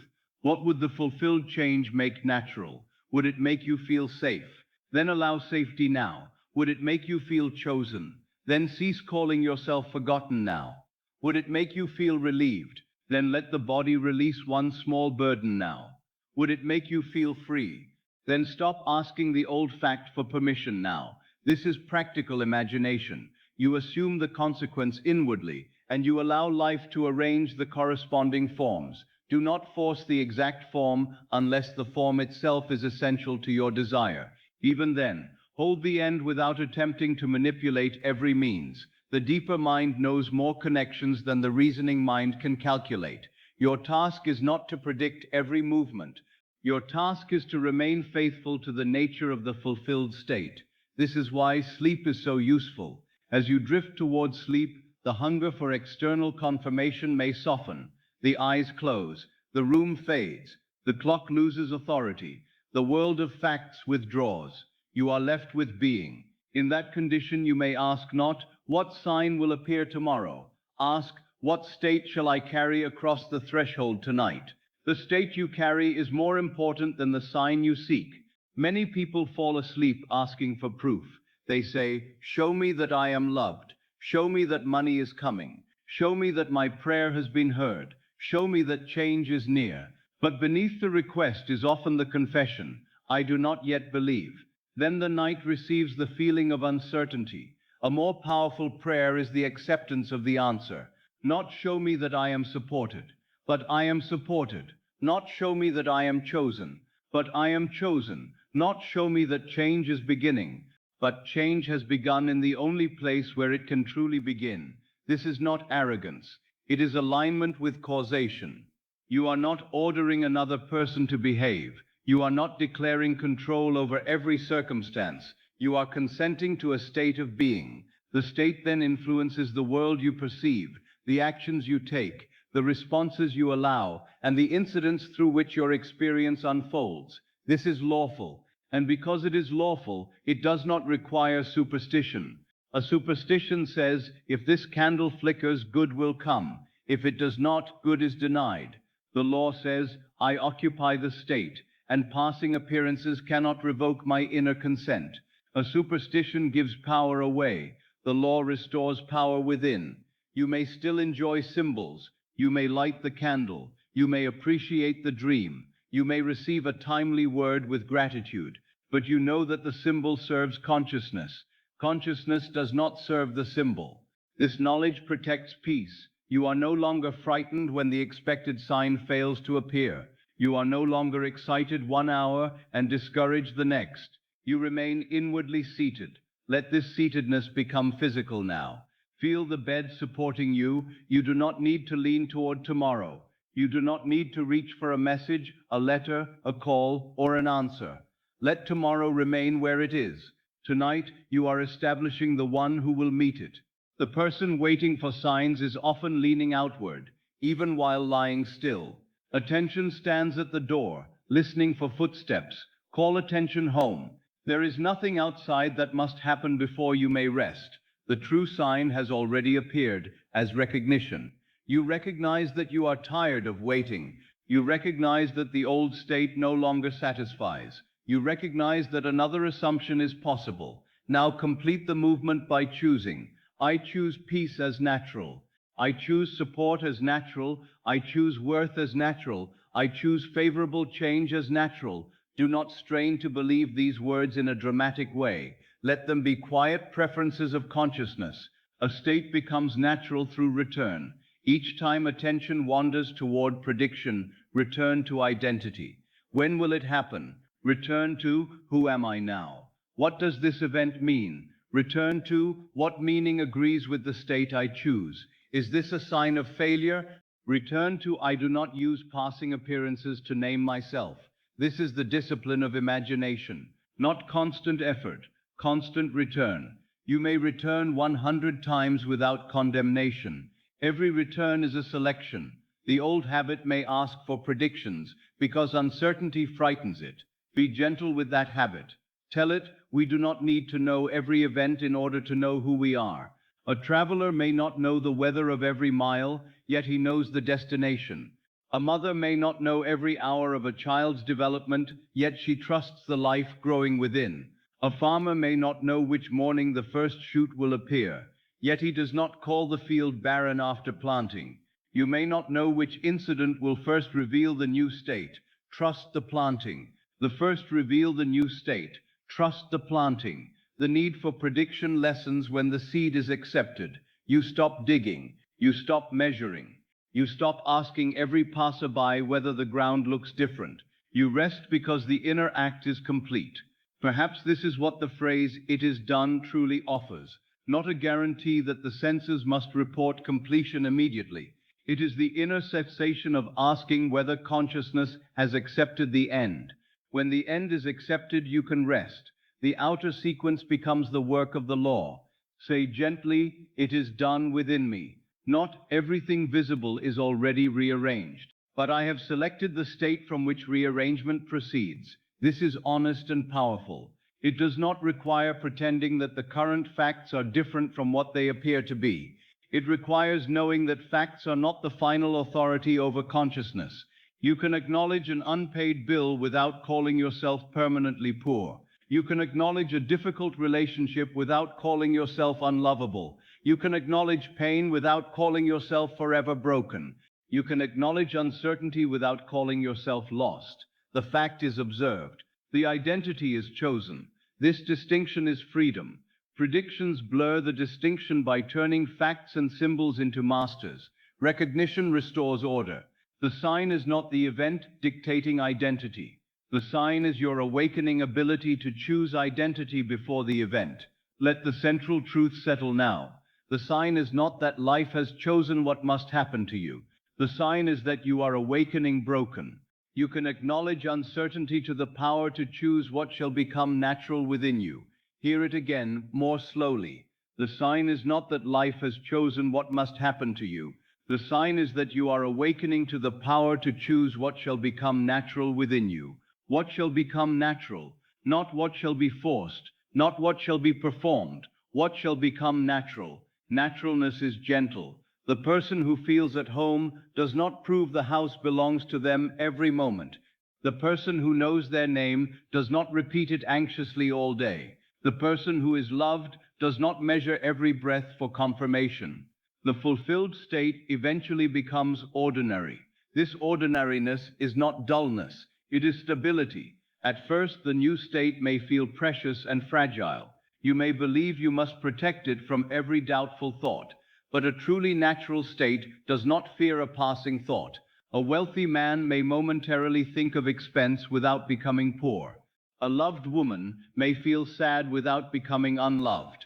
A secure person may experience uncertainty without becoming permanently unsafe. Do not confuse temporary emotion with identity. The old state trained you to do this. One moment of fear became, "I am afraid." One moment of loneliness became, "I am alone." One disappointment became, "Nothing works for me." The new practice separates weather from climate. A cloud may pass, the sky remains. A feeling may pass, the chosen. You do not need a prediction that promises constant sunshine. You need the knowledge that the sky is greater than weather. You are greater than passing states, because you are awareness. But among the states, you may select the one you call home. Let peace be home, even when a worried thought passes through. Let worth be home, even when another person fails to see you. Let support be home, even when one resource is delayed. Let love be home, even when the room is quiet. This is how a new assumption becomes natural. Not by requiring every moment to agree before you choose it, by choosing it until agreement becomes increasingly common. The world may test nothing. Life is not an examiner trying to make you fail. What feels like a test is often the continued appearance of former assumptions. Do not personalize the echo.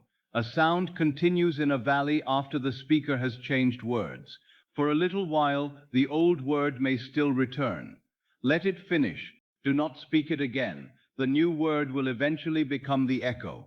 This is why one unfavorable appearance is not a prediction. It is often old sound returning.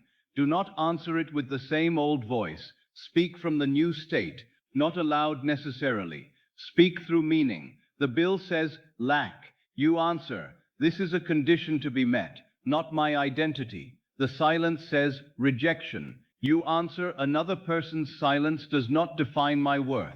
The delay says failure. You answer, time does not revoke the state I have accepted. The memory says repetition.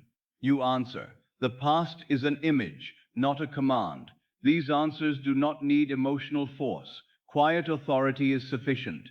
The old state may demand visible signs because it does not trust quiet authority. It respects only force, drama, and immediate evidence. But the deepest powers of life are often quiet. Gravity does not shout. The earth turns without announcement. The heart beats in darkness. The seed forms roots without witnesses. A new state may begin with a whisper too soft for the old identity to respect. Respect it anyway. The whisper says, perhaps I am no longer bound. The old state laughs. Let it laugh. The whisper says, perhaps support is possible. The old state lists every time support failed. Let it list. The whisper says, perhaps I can choose another meaning. The old state demands proof. Do not argue. Give the whisper a place to remain. Tonight, the whisper may become a mood. The mood may become naturalness. Naturalness may become fact.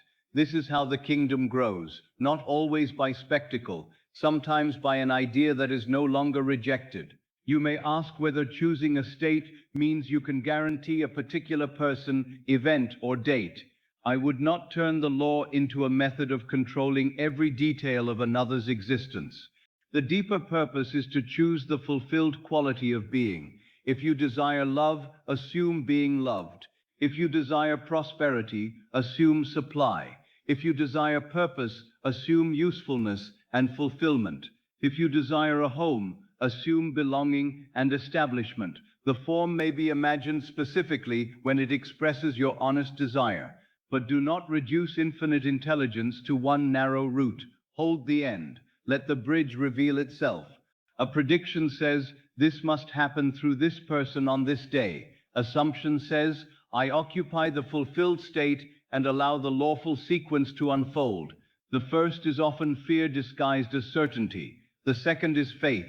Faith does not demand that life use one door. It knows the room beyond the doors. You may desire one door deeply. There is no shame in this. Imagine the fulfilled scene. Feel its reality. But let the feeling of fulfillment become greater than anxiety about the mechanism.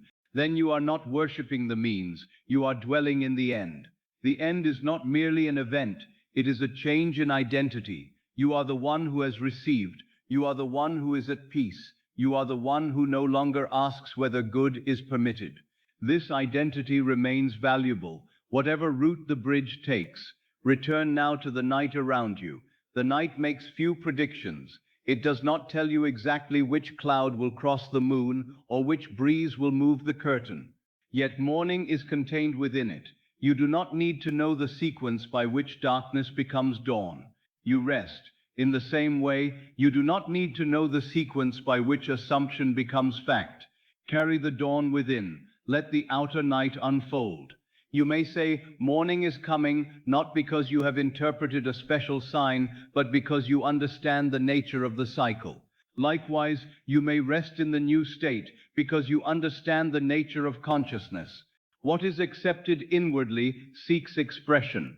The exact hour is not your concern. The fidelity of the law is your peace. Do not measure the hour. Do not turn sleep into waiting. You are not lying here listening for the future to arrive. You are inhabiting the cause. Let this be felt physically. The body is not reaching. The hands are not grasping. The eyes are not searching. The mouth is not asking. You are resting. Rest is the posture of one who has accepted. Waiting leans, rest settles back. Notice the difference in the body. If attention leans toward tomorrow, bring it gently back to the weight of the body now. The bed is beneath you now. The breath is within you now. Awareness is present now. The state is chosen now. Creation is always entered through now. A prediction places power in another time. Assumption brings power into the present. One day I will be free. That is prediction. I am free in consciousness now. That is prediction. I am supported in being now. That is assumption. Perhaps love will find me. That is prediction. I accept myself as one for whom love is natural now. That is assumption. The difference may seem like tense, but it is truly identity. Future language often preserves the present state of absence. The thing is always coming, and you are always the one waiting. Present acceptance changes the one who waits. You become the one who has. The senses may not yet agree. That is why it is called assumption. If evidence already agreed, no assumption would be required. You are planting before the harvest. Do not ask the field to show fruit before you permit yourself to plant. Plant tonight. The seed is the accepted state. The sign is your readiness to place it in the soil. You may have carried this desire for years. Why should tonight be different? Because readiness is not measured only by time. A person may hear a truth for years without receiving it. Then, one night, the defense softens. The words pass beyond argument. You may not feel a dramatic revelation. Readiness may appear as tiredness with the old way. You are simply no longer willing to predict the same future. That weariness is fertile. It says, I cannot continue calling repetition wisdom. I cannot continue using the past as the only evidence. I cannot continue making uncertainty mean disaster. Something new must be entertained. There is the opening. Do not fill it with another prediction. Fill it with a state. I am available to good. I am able to receive. I am no longer required to foresee every blessing before it arrives. I am no longer required to anticipate every danger in order to feel prepared. I am prepared by the state I occupy. This is a different kind of preparation. The fearful person prepares for every possible event and remains unprepared inwardly. The secure person may not know every event, yet meets events. Which preparation is greater? One fills cupboards, makes plans, rehearses conversations, imagines disasters, and still trembles. The other cultivates an identity that can respond wisely when the hour comes. I do not dismiss practical preparation. Wisdom may move you to act, but action without inner stability can become endless fear. Let the state guide the action. Then preparation becomes clear rather than compulsive. You do what is appropriate and rest. You do not attempt to control the entire world in advance. This too is freedom from prediction. You need not predict every difficulty to protect yourself. You need not imagine every betrayal to avoid surprise. You need not rehearse loss to prove you are realistic. These inner predictions do not protect peace. They consume it before any event occurs. The body suffers a future that may never arrive. The heart grieves what has not been lost. The mind defends against people who have not attacked. Then, when nothing happens, the fearful self says its worry prevented disaster. In this way, the state preserves itself. Tonight, break the circle gently. You do not need to predict danger in order to be wise. You can be present. You can respond when response is required. You can trust that intelligence is available in the moment. The future does not need to be suffered in advance. Let it remain unwritten. Then write one thing in consciousness. I meet life from peace. You do not need to know the scene. Know the self who enters it. This is the deepest preparation for big change. The change may be welcome. It may be surprising. It may ask courage. It may invite release. But if you meet it from a chosen state, you are not at the mercy of its appearance. The fearful self calls every unknown a threat. The fulfilled self may call the unknown an opening. The event does not choose the name. The state does. You may not control every event. You control the state you consent to occupy. From that state, action, interpretation, and possibility change. This is enough power. It is more than enough. Men often seek omnipotence as control over every object and person. But true power begins as freedom from compulsory identification. You are not forced to become afraid because a circumstance is uncertain. You are not forced to become rejected because someone withdraws. You are not forced to become poor because an expense appears. You are not forced to become lost because the road changes. You choose what you call yourself. The sign tonight is that this choice has become visible to you. Once a choice is seen, unconscious bondage begins to weaken. You may still choose the old state, but you can no longer claim there was no alternative. The door has been revealed. This is why a message may divide life into before and after without predicting one outer event. Before, you believed circumstances named you. After, you know states may be selected. Before, you searched for signs of permission. After, you understand that acceptance is permission. Before, you waited to feel different. After, you feel differently as the beginning. This shift may appear invisible to others, yet it changes the entire architecture of experience. A building is altered most fundamentally when the foundation changes, not when the curtains are replaced. Predictions often promise new curtains. Assumption changes the foundation. The rooms may take time to show the effect. Trust the foundation. When the old structure trembles, do not immediately call it failure. A foundation being replaced may disturb what rested upon it.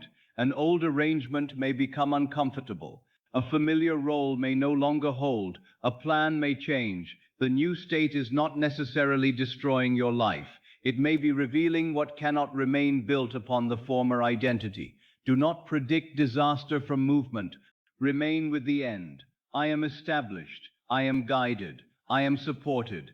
I am at peace as the structure adjusts. These words are not predictions of a painless sequence. They are decisions about who you are within the sequence. And because who you are affects what you perceive and permit, the sequence itself may unfold differently. Let the mystery remain. You do not need to understand every mechanism. A child sleeps without knowing how the house remains standing. A passenger rests without understanding every working part of the train. Trust is not complete knowledge. It is the willingness to rest within a lawful movement. You have planted the state. The law moves. Sleep is permitted. Now let the need for signs become quiet. You do not need a light to flash. You do not need a voice to announce tomorrow. You do not need a dream to command you. You do not need the world to repeat the message in another form. You have heard enough to choose. The true use of a sign is fulfilled when it leads you to assumption. After that, remain with the assumption. Do not continue standing at the signpost. Travel. The signpost may say, peace, then enter peace. Do not spend the night asking whether the signpost was real. The road is beneath you. You know it by the state you are willing to occupy. The signpost may say, change, then become inwardly available to change, not by predicting its form, by releasing the identity that demands. The signpost may say, prepare, then prepare consciousness, make room for being supported, make room for being seen, make room for being free. The room is made by removing old furniture. The old furniture may be certainty of disappointment, loyalty to struggle, suspicion of joy, fear of receiving. Move one piece tonight. You do not need to empty the entire room. Perhaps remove the belief that tomorrow must resemble yesterday. That one removal creates space. Into that space, place a simple assumption. Something favorable is natural to the person I am becoming. Or more directly, I am one for whom favorable change is natural. Let the sentence rest. Do not turn it into a prediction of a specific spectacle. Let it define a relationship with life. Favorable change may include receiving. It may include releasing. It may include seeing clearly. It may include courage. It may include rest. You do not need to narrow the infinite movement before it begins. Become favorable inwardly. Expect life to contain intelligence. Expect your deeper mind to reveal steps. Expect yourself to recognize what agrees with the chosen state. This expectation is not anxious. It is open. An open window does not demand which breeze shall enter. It simply ceases to be closed. Be the open window. You are not summoning one exact breeze, you are becoming available to air. You are not commanding one exact event, you are becoming available to the state. There is wisdom in this openness. It prevents desire from becoming obsession. It allows forms greater than the conscious mind imagined. It leaves room for the law to use people, events, and timings you could not have designed. The old self fears openness because it cannot control the route. The new self trusts the end. Trust does not mean carelessness. It means you no longer confuse control with safety. You may take the next step without seeing the entire staircase. The light may reveal only one step. That is sufficient for movement.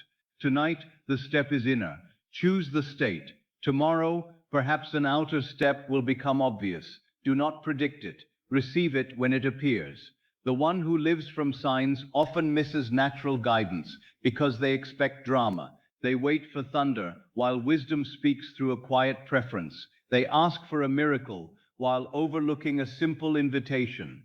They demand certainty, while ignoring the growing discomfort of the old state. Become attentive to naturalness. What thought brings spaciousness rather than compulsion? What action feels consistent with worth rather than fear? What conversation no longer needs to be repeated? What possibility returns gently without demanding immediate proof? These may be movements of the new state, not because every impulse is divine command, but because consciousness expresses itself through inclination as well as event. Remain still enough to discern. The old state often speaks with pressure. The new state may speak with clarity. Pressure says, do this now, or all is lost. Clarity says, this is the direction that agrees with who I choose to be. Pressure contracts. Clarity settles. Learn the difference within the body. You do not need an external prophet to interpret. You may become intimate with your own states. This intimacy is maturity.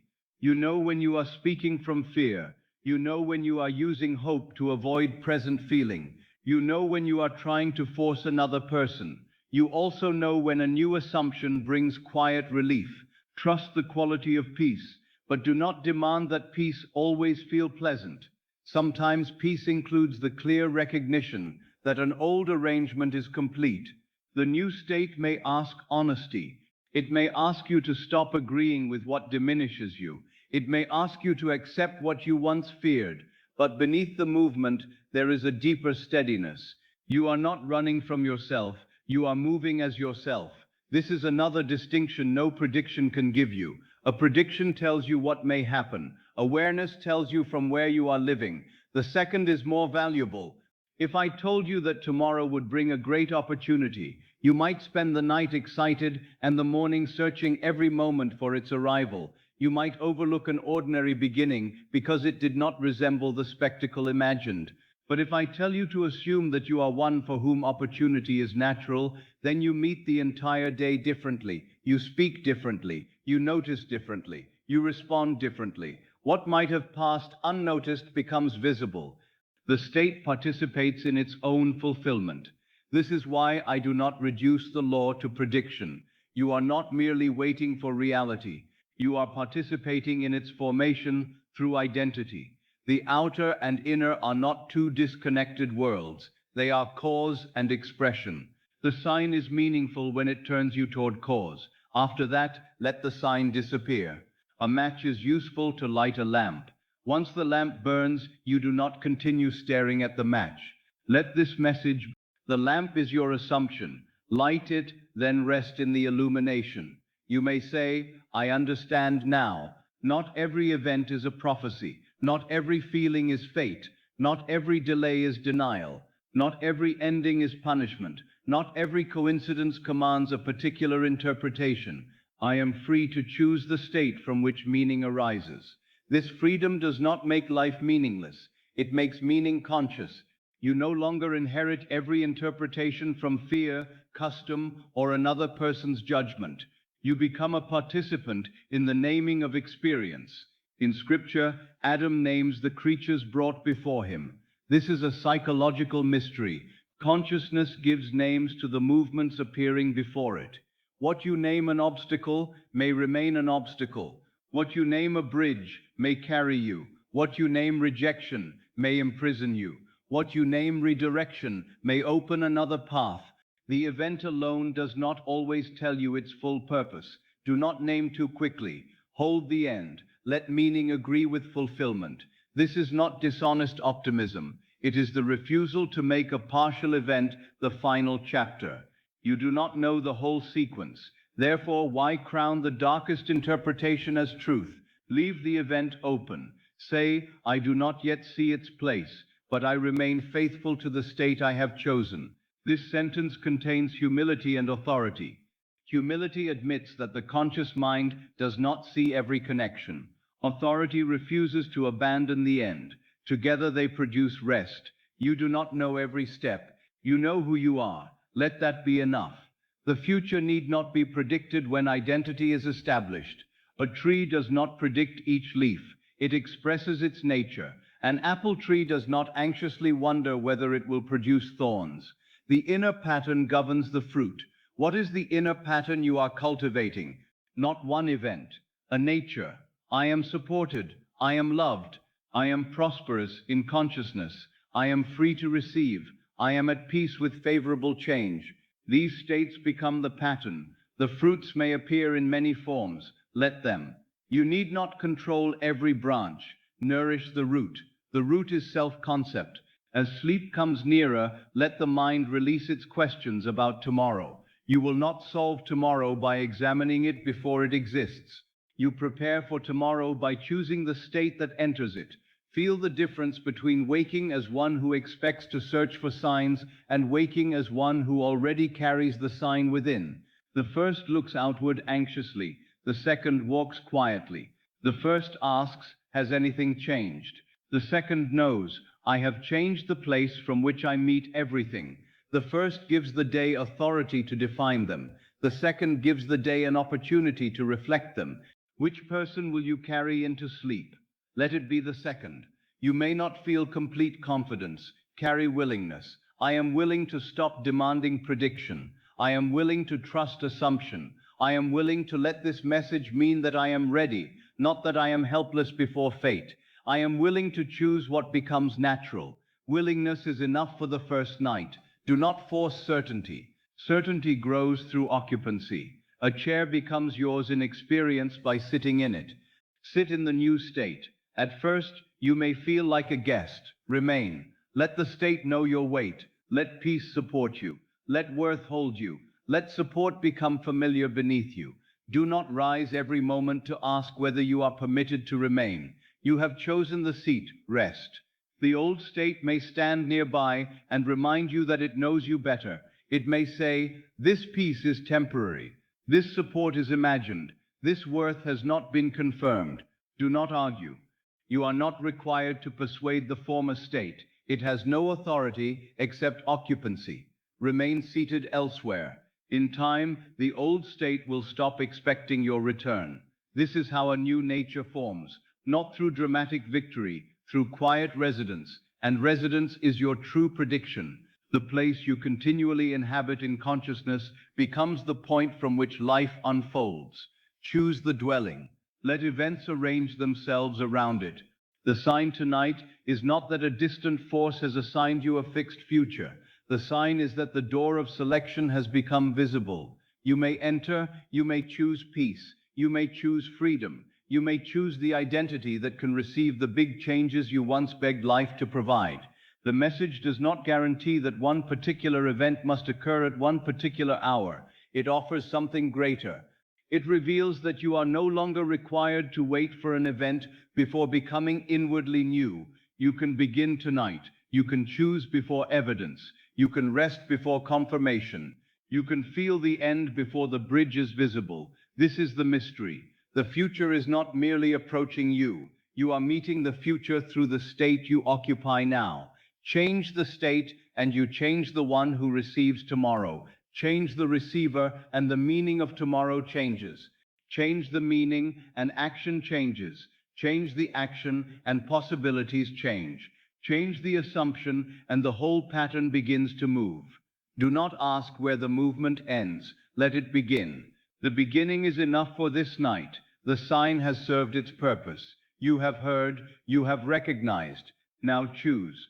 Choose not what must happen to you, but what shall become natural within you. Let peace become natural. Let receiving become natural. Let receiving become natural. Let trust become natural. Let the thought of a new life cease to feel like an intrusion and begin to feel like remembrance. Perhaps you have known this state before, in brief moments, a morning when everything seemed possible, an hour when you felt completely loved, a quiet afternoon when no problem owned you, a dream from which you awakened carrying peace. These moments were not accidents. They revealed states available within consciousness. Return now, not to the exact memory, to the quality. The quality is the doorway. Enter it without asking for prediction. Peace does not need to tell you tomorrow's events. It prepares you to meet them without losing yourself. Love does not need to name the person through whom it will appear. It makes you capable of recognizing and receiving its expression. Prosperity does not need to show you every channel. It removes the inner certainty of lack. Freedom does not need to predict every ending. It releases you from calling confinement I. Let the qualities become your signs. When peace arises, recognize the chosen state. When relief appears, recognize the chosen state. When an old fear speaks and you do not obey, recognize the chosen state. When a possibility no longer feels impossible, recognize the chosen state. These are not signs to make you wait. They are signs that you have begun to move. And once you have recognized movement, do not stand still measuring it. Continue gently. Return to the feeling. The night is carrying you deeper. The mind may no longer follow every distinction. That is well. Let the essential truth remain as a simple impression. I do not need to predict my life. I choose the state from which I live it. Again, I do not need to predict my life. I choose the state from which I live it. The words may become softer. The meaning may sink beneath them. You are not waiting for fate to reveal its decision. You are resting in the decision of consciousness. You are not asking the world what you are allowed to expect. You are becoming familiar with a better expectation. You are not demanding that tomorrow prove the teaching. You are allowing tonight to change the hearer. The hearer is the key. Two people hear the same words. One remains in the old state and calls them empty. The other becomes still, feels an opening, and begins to live differently. You are not required to become the second through effort. The very fact that something in you recognizes these words suggests that the opening is already present. Do not close it by demanding immediate spectacle. Let it remain open through sleep. The night air will enter. The old room will change its atmosphere. You may awaken before anything visible is rearranged, and yet know that you no longer breathe the same inward air. This is enough. A new atmosphere changes what can live in the room. The old thoughts may find less nourishment. The new assumptions may find space. Let the atmosphere become one of quiet possibility, not frantic hope, not superstition, possibility. The future is not fixed by the old state. I can choose again. The world is not the only cause. Consciousness is cause. The message is not a sentence imposed upon me. It is an invitation recognized by me. The sign is not outside commanding. The sign is within awakening. Stay there. The mystery is not diminished by understanding it. How extraordinary that the same world may appear differently when consciousness changes. How extraordinary that a sentence may remain dead for years and then become living because the hearer has become ready. How extraordinary that the great turning point may occur without witnesses, within a body lying quietly in the night. No trumpet, no proclamation, only recognition. I can choose what becomes natural. This recognition is the beginning of spiritual adulthood. The child asks what will happen. The mature imagination chooses the state from which happenings are received. The child fears signs of displeasure. The mature imagination knows that identity is not granted by passing appearances. The child waits for permission. The mature imagination assumes. Do not condemn the child within. It searched for signs because it wanted safety. Tell it now, we are safe enough to choose. We do not need the whole future explained. We need only know the state we call home. Let home be peace. Let the child rest there. Perhaps it has spent years watching doors, waiting for someone to return, someone to approve, someone to announce that life may begin. Bring it away from the door. Sit beside it. Say, life begins within us now. We do not need to hear footsteps before we feel loved. We do not need to see a letter before we feel chosen. We do not need to know tomorrow before we rest tonight. Feel the child soften. Feel the watchfulness ease. A great amount of energy returns when you stop predicting danger. That energy becomes imagination. It becomes receptivity. It becomes life. Let it return. You are not responsible for guarding every possible future. You are responsible for the state you accept now. The law will express the state through the channels available. Rest in the law. The sign has brought you to the threshold. The threshold is choice. The choice is state. The state becomes natural through rest and return. Nothing more is required in this moment. Do not search beyond the bed. Do not search beyond the breath. Do not search beyond the simple awareness that says, I am. Join to it gently the quality you choose. I am at peace. I am ready. I am supported. I am no longer waiting for life to tell me what must happen. I am awakening to choose what shall become natural within me. Let this be the final understanding of the distinction. A prediction tries to capture tomorrow. A true sign liberates tonight. A prediction makes you look at the road ahead. A true sign reminds you who is walking. A prediction may or may not describe an event. A true sign reveals the state capable of creating, recognizing, and sustaining a new experience. The message is not powerful because it guarantees spectacle. It is powerful because you are ready to hear yourself differently. You are ready to stop calling the old state inevitable. You are ready to hold a new assumption without asking every appearance for permission. You are ready to let possibility become personal. This readiness is the sign. Receive it. Do not turn it into anxiety. Do not ask how quickly readiness must become evidence. Let readiness be enough. A fruit does not apologize for ripening slowly, nor does it remain forever upon the branch once its hour has come. The hour is not measured only by clocks, it is measured by receptivity. Tonight, you are receptive. That is all the future requires from this moment. Let sleep deepen the receptivity. Let the conscious mind release its demand to know. Let the deeper mind receive the state. Nothing has been imposed upon you. You are choosing. Nothing has been fixed against you. You are choosing. Nothing outside must grant permission. You are choosing. And because you are choosing what becomes natural, the future is no longer merely something that happens to you. It becomes the unfolding expression of the consciousness in which you now rest. Rest there. The sign has been understood. The prediction is no longer needed. The state is enough. You are enough. The night is enough. And in the quiet place where no outer eye can see, the choice has already begun to become your world. And now, my dear friend, there is nothing more you must accomplish tonight. You have listened long enough. You have searched long enough. You have searched long enough. You have carried questions through enough days and enough nights. For this moment, let the search end. Let the mind stop standing at the doorway of tomorrow, asking what will happen, when it will happen, and by what road it will come. The road does not need to be seen from beginning to end. The bridge does not need to be built by your conscious hands. The future does not need to be pulled toward you. You may rest. The old story may rest with you. It does not need to be solved before sleep. It does not need to be defeated. It does not need to be explained one final time. You may simply stop speaking it. A story that is no longer told begins to lose its place in consciousness. It may still appear as memory. It may still offer familiar words, but memory is not command, and familiarity is not destiny. The old story has spoken. Tonight, it may become quiet. Let every sentence that once defined you become distant now. The sentence that said you had waited too long. The sentence that said good things belong to others. The sentence that said you must struggle before you may receive. The sentence that said love always leaves.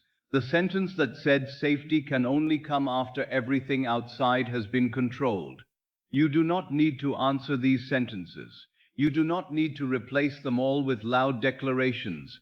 Let silence receive them. Silence is not emptiness. Silence is the place where an old word ceases and a new word has not yet been forced. In that silence, you are free. You are not the story being released. You are the awareness releasing it. You are not the fear becoming quiet. You are the one aware of quietness. You are not the old state dissolving. You are the being capable of occupying another state. Rest in this distinction. The state changes. Awareness remains. The wearer remains. The room is rearranged. The inhabitant remains. You remain. And because you remain, you may choose again. Not tomorrow. Not after the evidence. Not when another person gives permission. Now, quietly, without strain. You may choose peace now. You may choose support now. You may choose the feeling that life is no longer closed against you. You may choose to be one who expects favorable movement without demanding to know its exact. You may choose to be one who feels safe while change unfolds. Let that safety become gentle. Do not force it into the body. Notice the safety already present in this moment. The bed is beneath you. The room is holding its shape. The breath is entering and leaving without effort. The night asks nothing of you. For this moment, no answer is required. No performance is required. No decision is required. You are allowed to exist without solving your life. Feel what a rare permission that you may exist without repairing everything. You may rest without earning rest through further exhaustion. You may receive the night without turning it into another task. Nothing must be forced tonight. Hear that once more. Nothing must be forced tonight. You do not force sleep. You allow it. You do not force the breath. You receive it. You do not force the dawn. It comes. And you do not need to force the expression of a state accepted deeply within consciousness. You allow the state. You become familiar with it. You let it move beneath the surface, where reason no longer interferes. The law performs its work without noise. The seed does not cry out beneath the soil. The roots do not announce each movement. The earth does not ask the seed to explain how it will become a tree. The pattern is hidden, but it is not absent. Your new state may also be hidden tonight. It may not yet have a visible name. It may not yet have an outer shape. But if it has been accepted, even gently, it has begun. Let it begin without inspection. Let it begin without pressure. Let it begin in the dark. Perhaps the emotional atmosphere you have desired is peace. Peace is available now, in this breath. Perhaps it is relief. Relief is available now, in the permission to stop trying. Perhaps it is love. Love is available now, in the tenderness with which you allow the old self to rest. Perhaps it is prosperity. Prosperity may begin now, as the feeling that life contains resources, paths, ideas, and assistance beyond what the frightened mind has calculated. Perhaps it is freedom. Freedom begins now when you stop calling the former condition your identity. The atmosphere is not waiting outside the room. It is not approaching from a distant future. It is available in consciousness now. You do not need to possess every visible symbol before feeling its essence. You do not need the letter before feeling chosen. You do not need the sum before feeling supported. You do not need the apology before feeling released. You do not need the new home before feeling that you belong. You do not need the open door before ceasing to call yourself imprisoned. The essence is available. Let the form follow. The form belongs to the bridge. The state belongs to you. This is your part tonight. Not the how, not the when, not the arrangement of every person. Only the state. You may say within yourself, I am ready to live from peace. You may say, I am ready to stop repeating the former name. You may say, I am ready to be supported. You may say, I am ready to receive what agrees with the new conception of myself. Or you may say nothing. The body may speak through its release. The shoulders may say, I am ready. The open hands may say, I am ready. The quiet jaw may say, I am ready. Readiness does not always require words. It may feel like the end of argument. It may feel like weariness with the old state. It may feel like a small willingness to imagine that life can be different. That is enough. Do not demand more from yourself. You are not required to feel certainty as thunder. A whisper may be sufficient. A slight inward turning may be sufficient. One moment in which the old conclusion is not believed may be sufficient to begin another direction. A ship does not need to cross the ocean in the same instant that the course is changed. The turning is enough for the journey to become new. You have turned, perhaps only slightly, but inwardly the direction is no longer the same. Rest in the new direction. Do not attempt to move faster through effort. The law does not reward strain. It responds to occupancy. Occupy peace. Occupy support. Occupy the feeling that good may belong to you without conflict. Let these, you do not need to hold them tightly. What is held tightly is often feared to be lost. Let the state hold you as the bed holds the body. You are not clutching the bed. You are resting upon it. Rest upon the assumption. Let it carry your weight. Let it carry the unanswered questions. Let it carry the parts of the future you cannot see. Say inwardly, perhaps so softly that the words are almost feeling, I do not need to know how. Then pause. I know the state I choose. Let the last sentence remain. I know the state I choose. The outer world may still show the former arrangement when morning comes. Do not call this failure. Morning may bring familiar rooms, familiar obligations, familiar faces. But the familiar world is not the whole world. It is the visible residue of what has been occupied. The new state may first reveal itself not through spectacle, but through response. You may notice that you do not react as before. You may hear an old remark and feel less wounded. You may face a delay and feel less abandoned. You may remember a problem without immediately becoming the problem. You may sense an idea that was unavailable to the former self. You may feel drawn to one simple action. You may rest a little longer without guilt. These are not insignificant movements. They are the early language of a different identity. Receive them without examining them anxiously. Do not ask every hour whether the change has begun. The question itself assumes that change remains outside. Instead, remember that the most essential change has already begun, when you no longer consent to the same definition of yourself. The world may need time to display what consciousness has accepted. Let time serve the state. Do not serve time. Do not watch the clock of manifestation. The clock knows only minutes and hours. Consciousness knows being. A state, its expression may travel through sequence, but the state itself is not waiting. You may inhabit it tonight. You may sleep within it tonight. You may allow it to become natural before the senses call it fact. This is faith, not the strain of trying to believe, the rest of one who has accepted. Rest is your evidence tonight. If you can release one degree of fear, that release is evidence. If you can allow one gentle expectation, that expectation is evidence. If you can stop repeating one old sentence, that silence is evidence. Do not seek another sign. You have become the sign through the state you are willing to occupy. And if you are still awake, and only if it feels natural to do so, you may leave the simple words, I am ready, below this teaching. Let them be not a plea, but a quiet record of your inner decision. And subscribe so that you may return to these ideas whenever you wish to strengthen the state you have welcomed tonight. Now let even that small outer act disappear from attention. It is finished. Nothing more is asked of you. Return to the room. Return to the breath. Return to the darkness behind closed eyes. The deepest part of the night is not concerned with outward gestures. It receives feeling. Give it a feeling of completion, not excitement, not urgency. Completion. The day is complete. The effort is complete. The old conversation is complete. You may say enough, not enough. I have carried this far enough. I have rehearsed this fear long enough. I have asked the same question long enough. I have waited as the old self long enough. Now I rest. Let those words move slowly. Now I rest. Do not add another task. Do not ask what resting will produce. Rest is not a bargain. It is the natural posture of the fulfilled state. The one who has received does not continue pleading.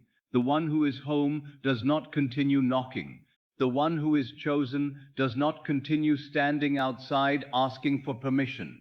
The one who knows the seed is planted does not continue digging up the earth. Rest. You are no longer at the door. In consciousness, you have entered. Perhaps the room beyond the door is still indistinct.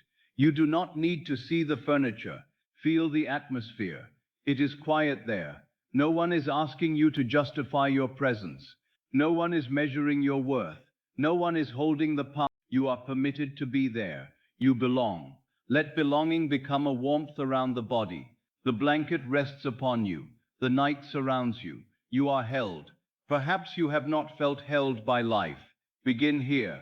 The bed holds you. The earth holds the bed. The breath holds the body in rhythm.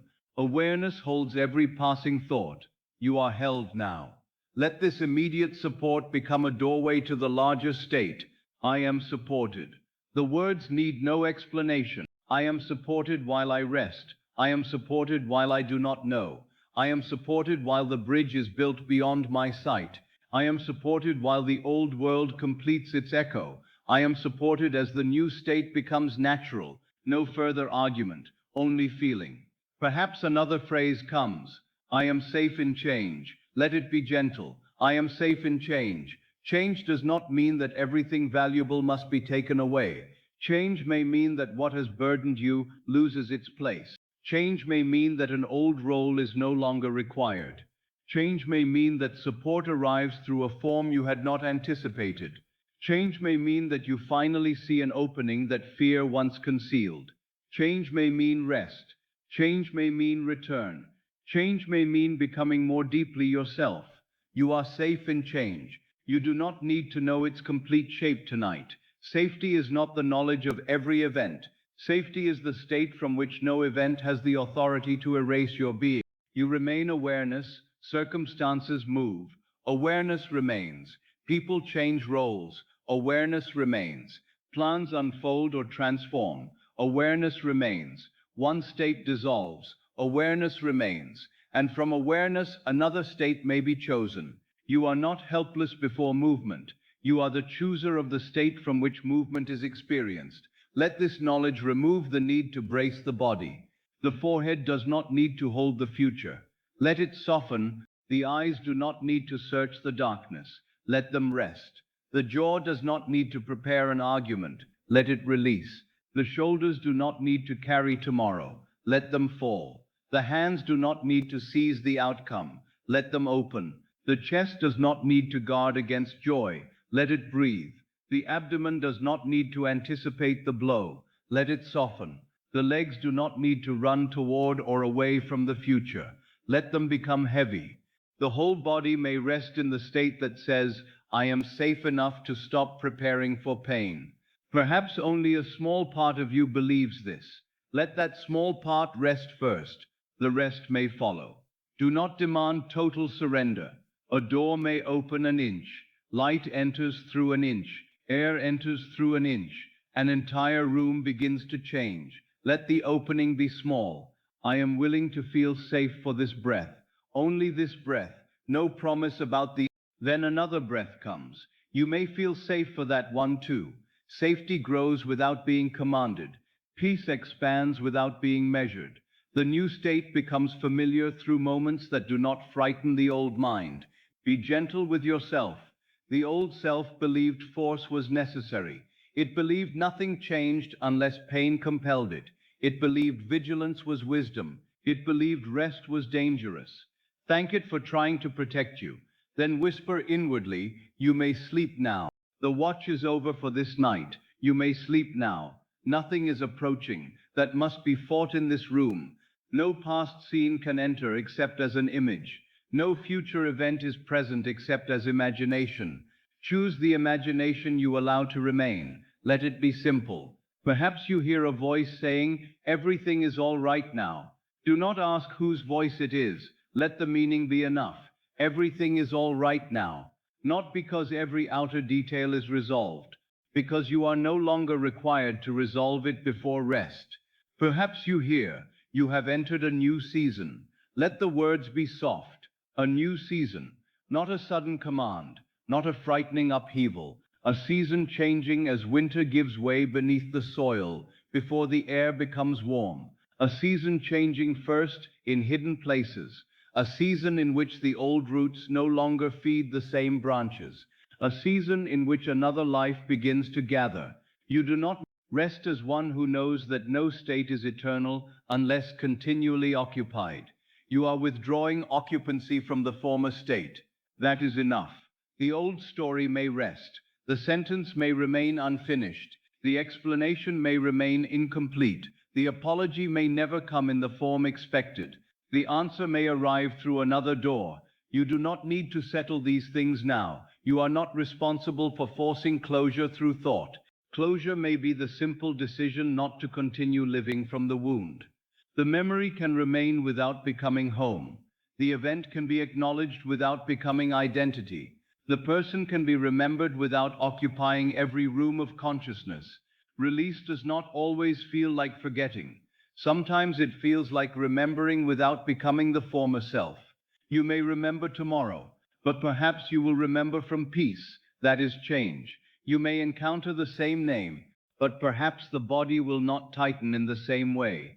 That is change. You may face the same circumstance, but perhaps you will not interpret it as proof of limitation. That is change. Let the new state reveal itself in these quiet victories. Do not demand that it perform for you. It is becoming natural. Natural things often go unnoticed. You do not celebrate every breath, yet breath sustains you. You do not marvel at every heartbeat, yet the heart continues. A new identity may also become quiet. At first you repeat, I am supported. Later, support becomes the place from which you speak. At first you repeat, I am loved. Later, love becomes the meaning you naturally expect. At first you repeat, I am free. Later, the old prison simply ceases to feel like home. Let naturalness be the destination of this night, not intensity, naturalness. The state does not need to feel dramatic. Tonight, perhaps it only becomes possible. That is enough. Do not compare tonight with another night.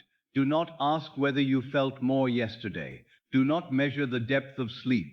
The law is not keeping a score. One sincere impression may pass beyond all conscious measurement. One sigh of relief may carry the state deeper than an hour of strained repetition. Let there be a sigh now if it comes. The breath leaves, the burden does not need to return with the next breath. The next breath may be new, not entirely new in physical substance, but new in meaning. This breath belongs to the self who is resting. This breath belongs to the state of welcome. This breath belongs to the life that no longer needs to be chased. Let each breath say without words, I receive. Inhale, I receive.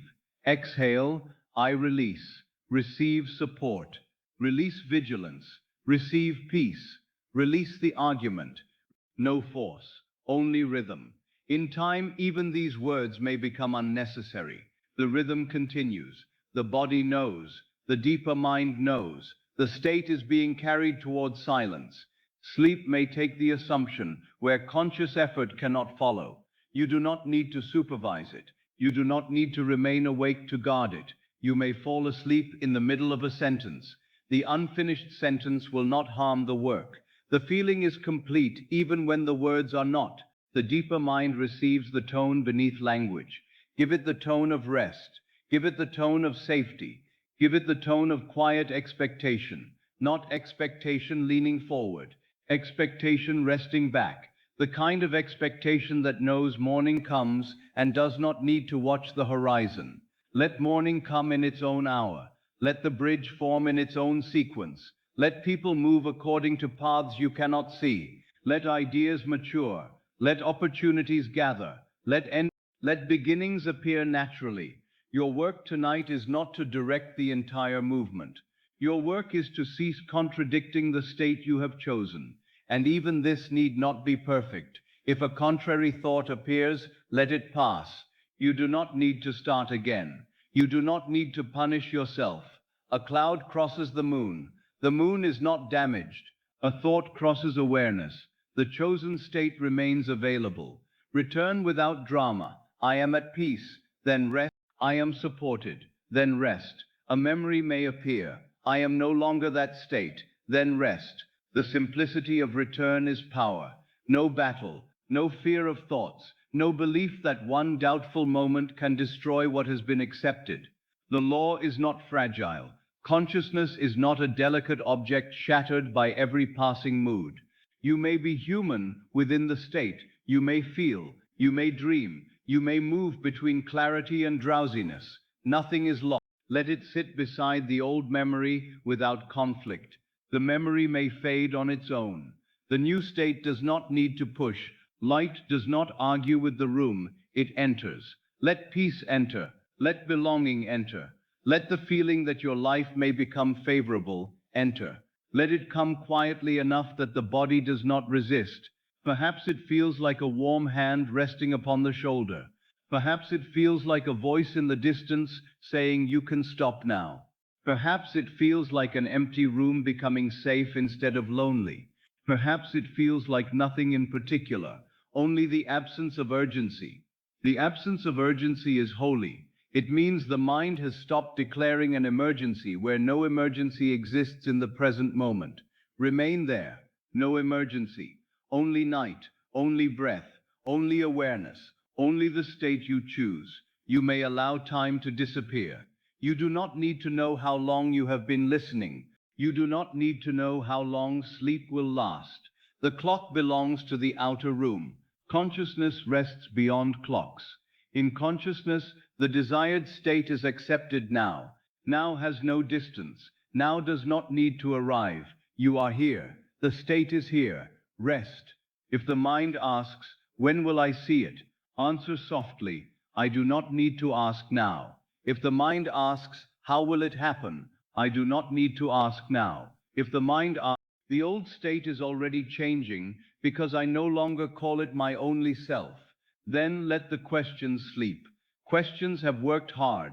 They may rest. Answers often arrive when the question is no longer being gripped. Let the open hand receive.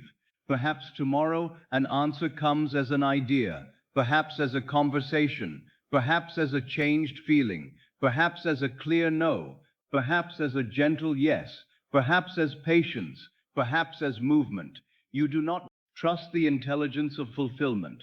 The state you choose contains ways that the reasoning mind cannot design. You may have tried to control the route because you believed only one road existed. Tonight, allow many roads. You do not need to see them. It is enough that consciousness is not limited to your present view. A room appears complete from one corner, yet another door may exist beyond the line of sight. Life contains doors beyond the line of sight. Rest as one who no longer assumes the visible wall is the whole structure. There may be an opening. There may be assistance. There may be a change of meaning that alters everything. There may be a strength in you that has not yet been called. There may be a version of your life that the old identity could not imagine because it had no language for it. You do not need to create that language tonight. Let the deeper mind begin. Your only offering is willingness.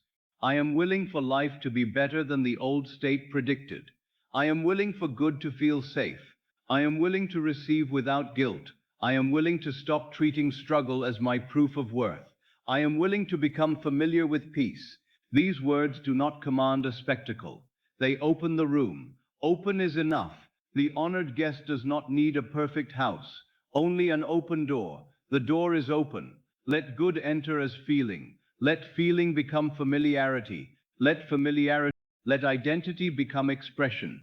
You need not follow the sequence consciously. Sleep may carry it forward. The body becomes heavier now, not burdened. Held, there is a difference. Burden presses from above. Being held supports from beneath. Feel the support beneath. The head supported, the shoulders supported, the back supported, the hips supported, the legs supported, the whole body resting upon something that does not ask it to prove worth. Allow this support to become symbolic. Life may support you in ways unseen. Consciousness may reveal means not yet known. You are not required to hold yourself above the world through constant effort. You may be supported. Say it once, I may be supported. The permission may feel gentler than the declaration, I may be supported. Let the possibility enter. Later it may become, I am supported. Tonight, permission is enough. You may be loved. You may be supplied. You may be guided. You may be surprised. You may discover that what seemed fixed was only familiar. You may awaken into a life that begins changing first through you and then around you. You may let possibility remain open. The old state liked final sentences. It said never, always, too late, impossible, no one, nothing. These words close the room. The new state does not need exaggerated certainty. It may begin with perhaps, perhaps there is another way. Perhaps I am not who the old story. Perhaps this night can mark an inward turning. Perhaps good is safer than I believed. Perhaps life has not finished revealing itself. Perhaps is not weakness when the old state declared impossibility. It is an opening in the wall. Through that opening, light comes. Let light come without demanding that the whole room become bright at once. A small light is enough to sleep peacefully. You do not need daylight, only enough light to know you are not trapped. The door exists. The threshold exists. Another state exists. You are free to enter, and perhaps you have already entered more deeply than you know. The conscious mind may still stand near the old room, but feeling has moved. Your body is softer. The urgency is less. The story is farther away.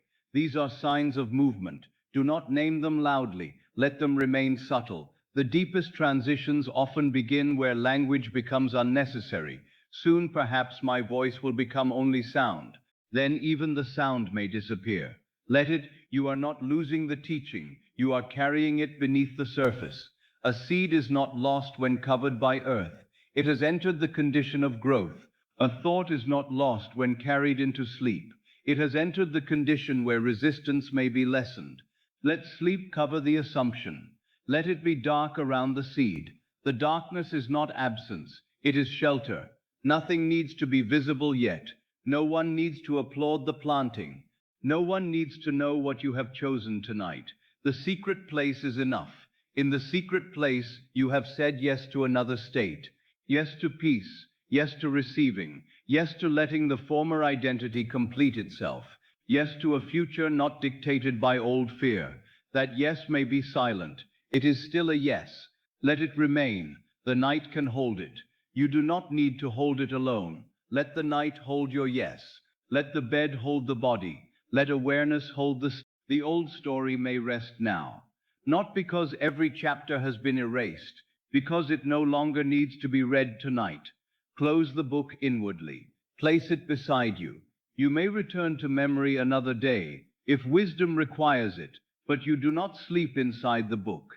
You sleep in awareness. Awareness has no wound. It has occupied wounded states. Awareness has no poverty. It has occupied states of lack. Awareness has no abandonment. It has from openness, choose. From choice, rest. The new state is welcome. It does not need to prove that it deserves the room. It belongs because you have accepted it. Peace belongs here. Support belongs here. Love belongs here. A favorable future belongs here. Not as a prediction, as a state. Let the words become fewer now. Peace belongs here. You belong here. Rest belongs here. Nothing must be forced. Nothing must be chased. Nothing. You are allowed to change. You are allowed to receive. You are allowed to leave the old name behind. Let the old name become distant. The struggling one. The forgotten one. The one who is always late. The one who must be afraid. These names become faint. They are sounds from another room. You do not need to answer. A new name need not be shouted. It may be simple. I am, then silence. I am, no condition, no history, pure being. Let support arise. I am supported. Then silence. Let readiness arise. I am ready. Then silence. No effort after the words. The silence completes them. The deeper mind receives. The body descends. The night deepens. You may sleep. You may drift. You may hear nothing more. All is well. Nothing is lost. The state remains available. The seed remains planted. The room remains prepared. You may release my voice. You may release. Sleep comes in its own way. Let it come. You are not waiting now. You are resting. You are not searching now. You are receiving. You are not preparing for fear. You are available to good. The old story may rest. The new state is welcome. Nothing must be forced tonight. You are safe in change. The atmosphere you desire is already available within consciousness. Sleep may carry the assumption into silence. Let it carry you deeper, quieter. No, only the quiet knowledge that another state has been chosen. The world may wait until morning to show its movement. You do not need to watch. The seed is beneath the soil. The bridge is beyond sight. The dawn is beyond the horizon. All may be moving without your supervision. Rest, the night is enough. The breath is enough. The state is enough. You are enough. And now, nothing more. No final effort. No final test. No need to remember. Sleep. Rest. Now. It was the moment something within you recognized that a new life had already become possible.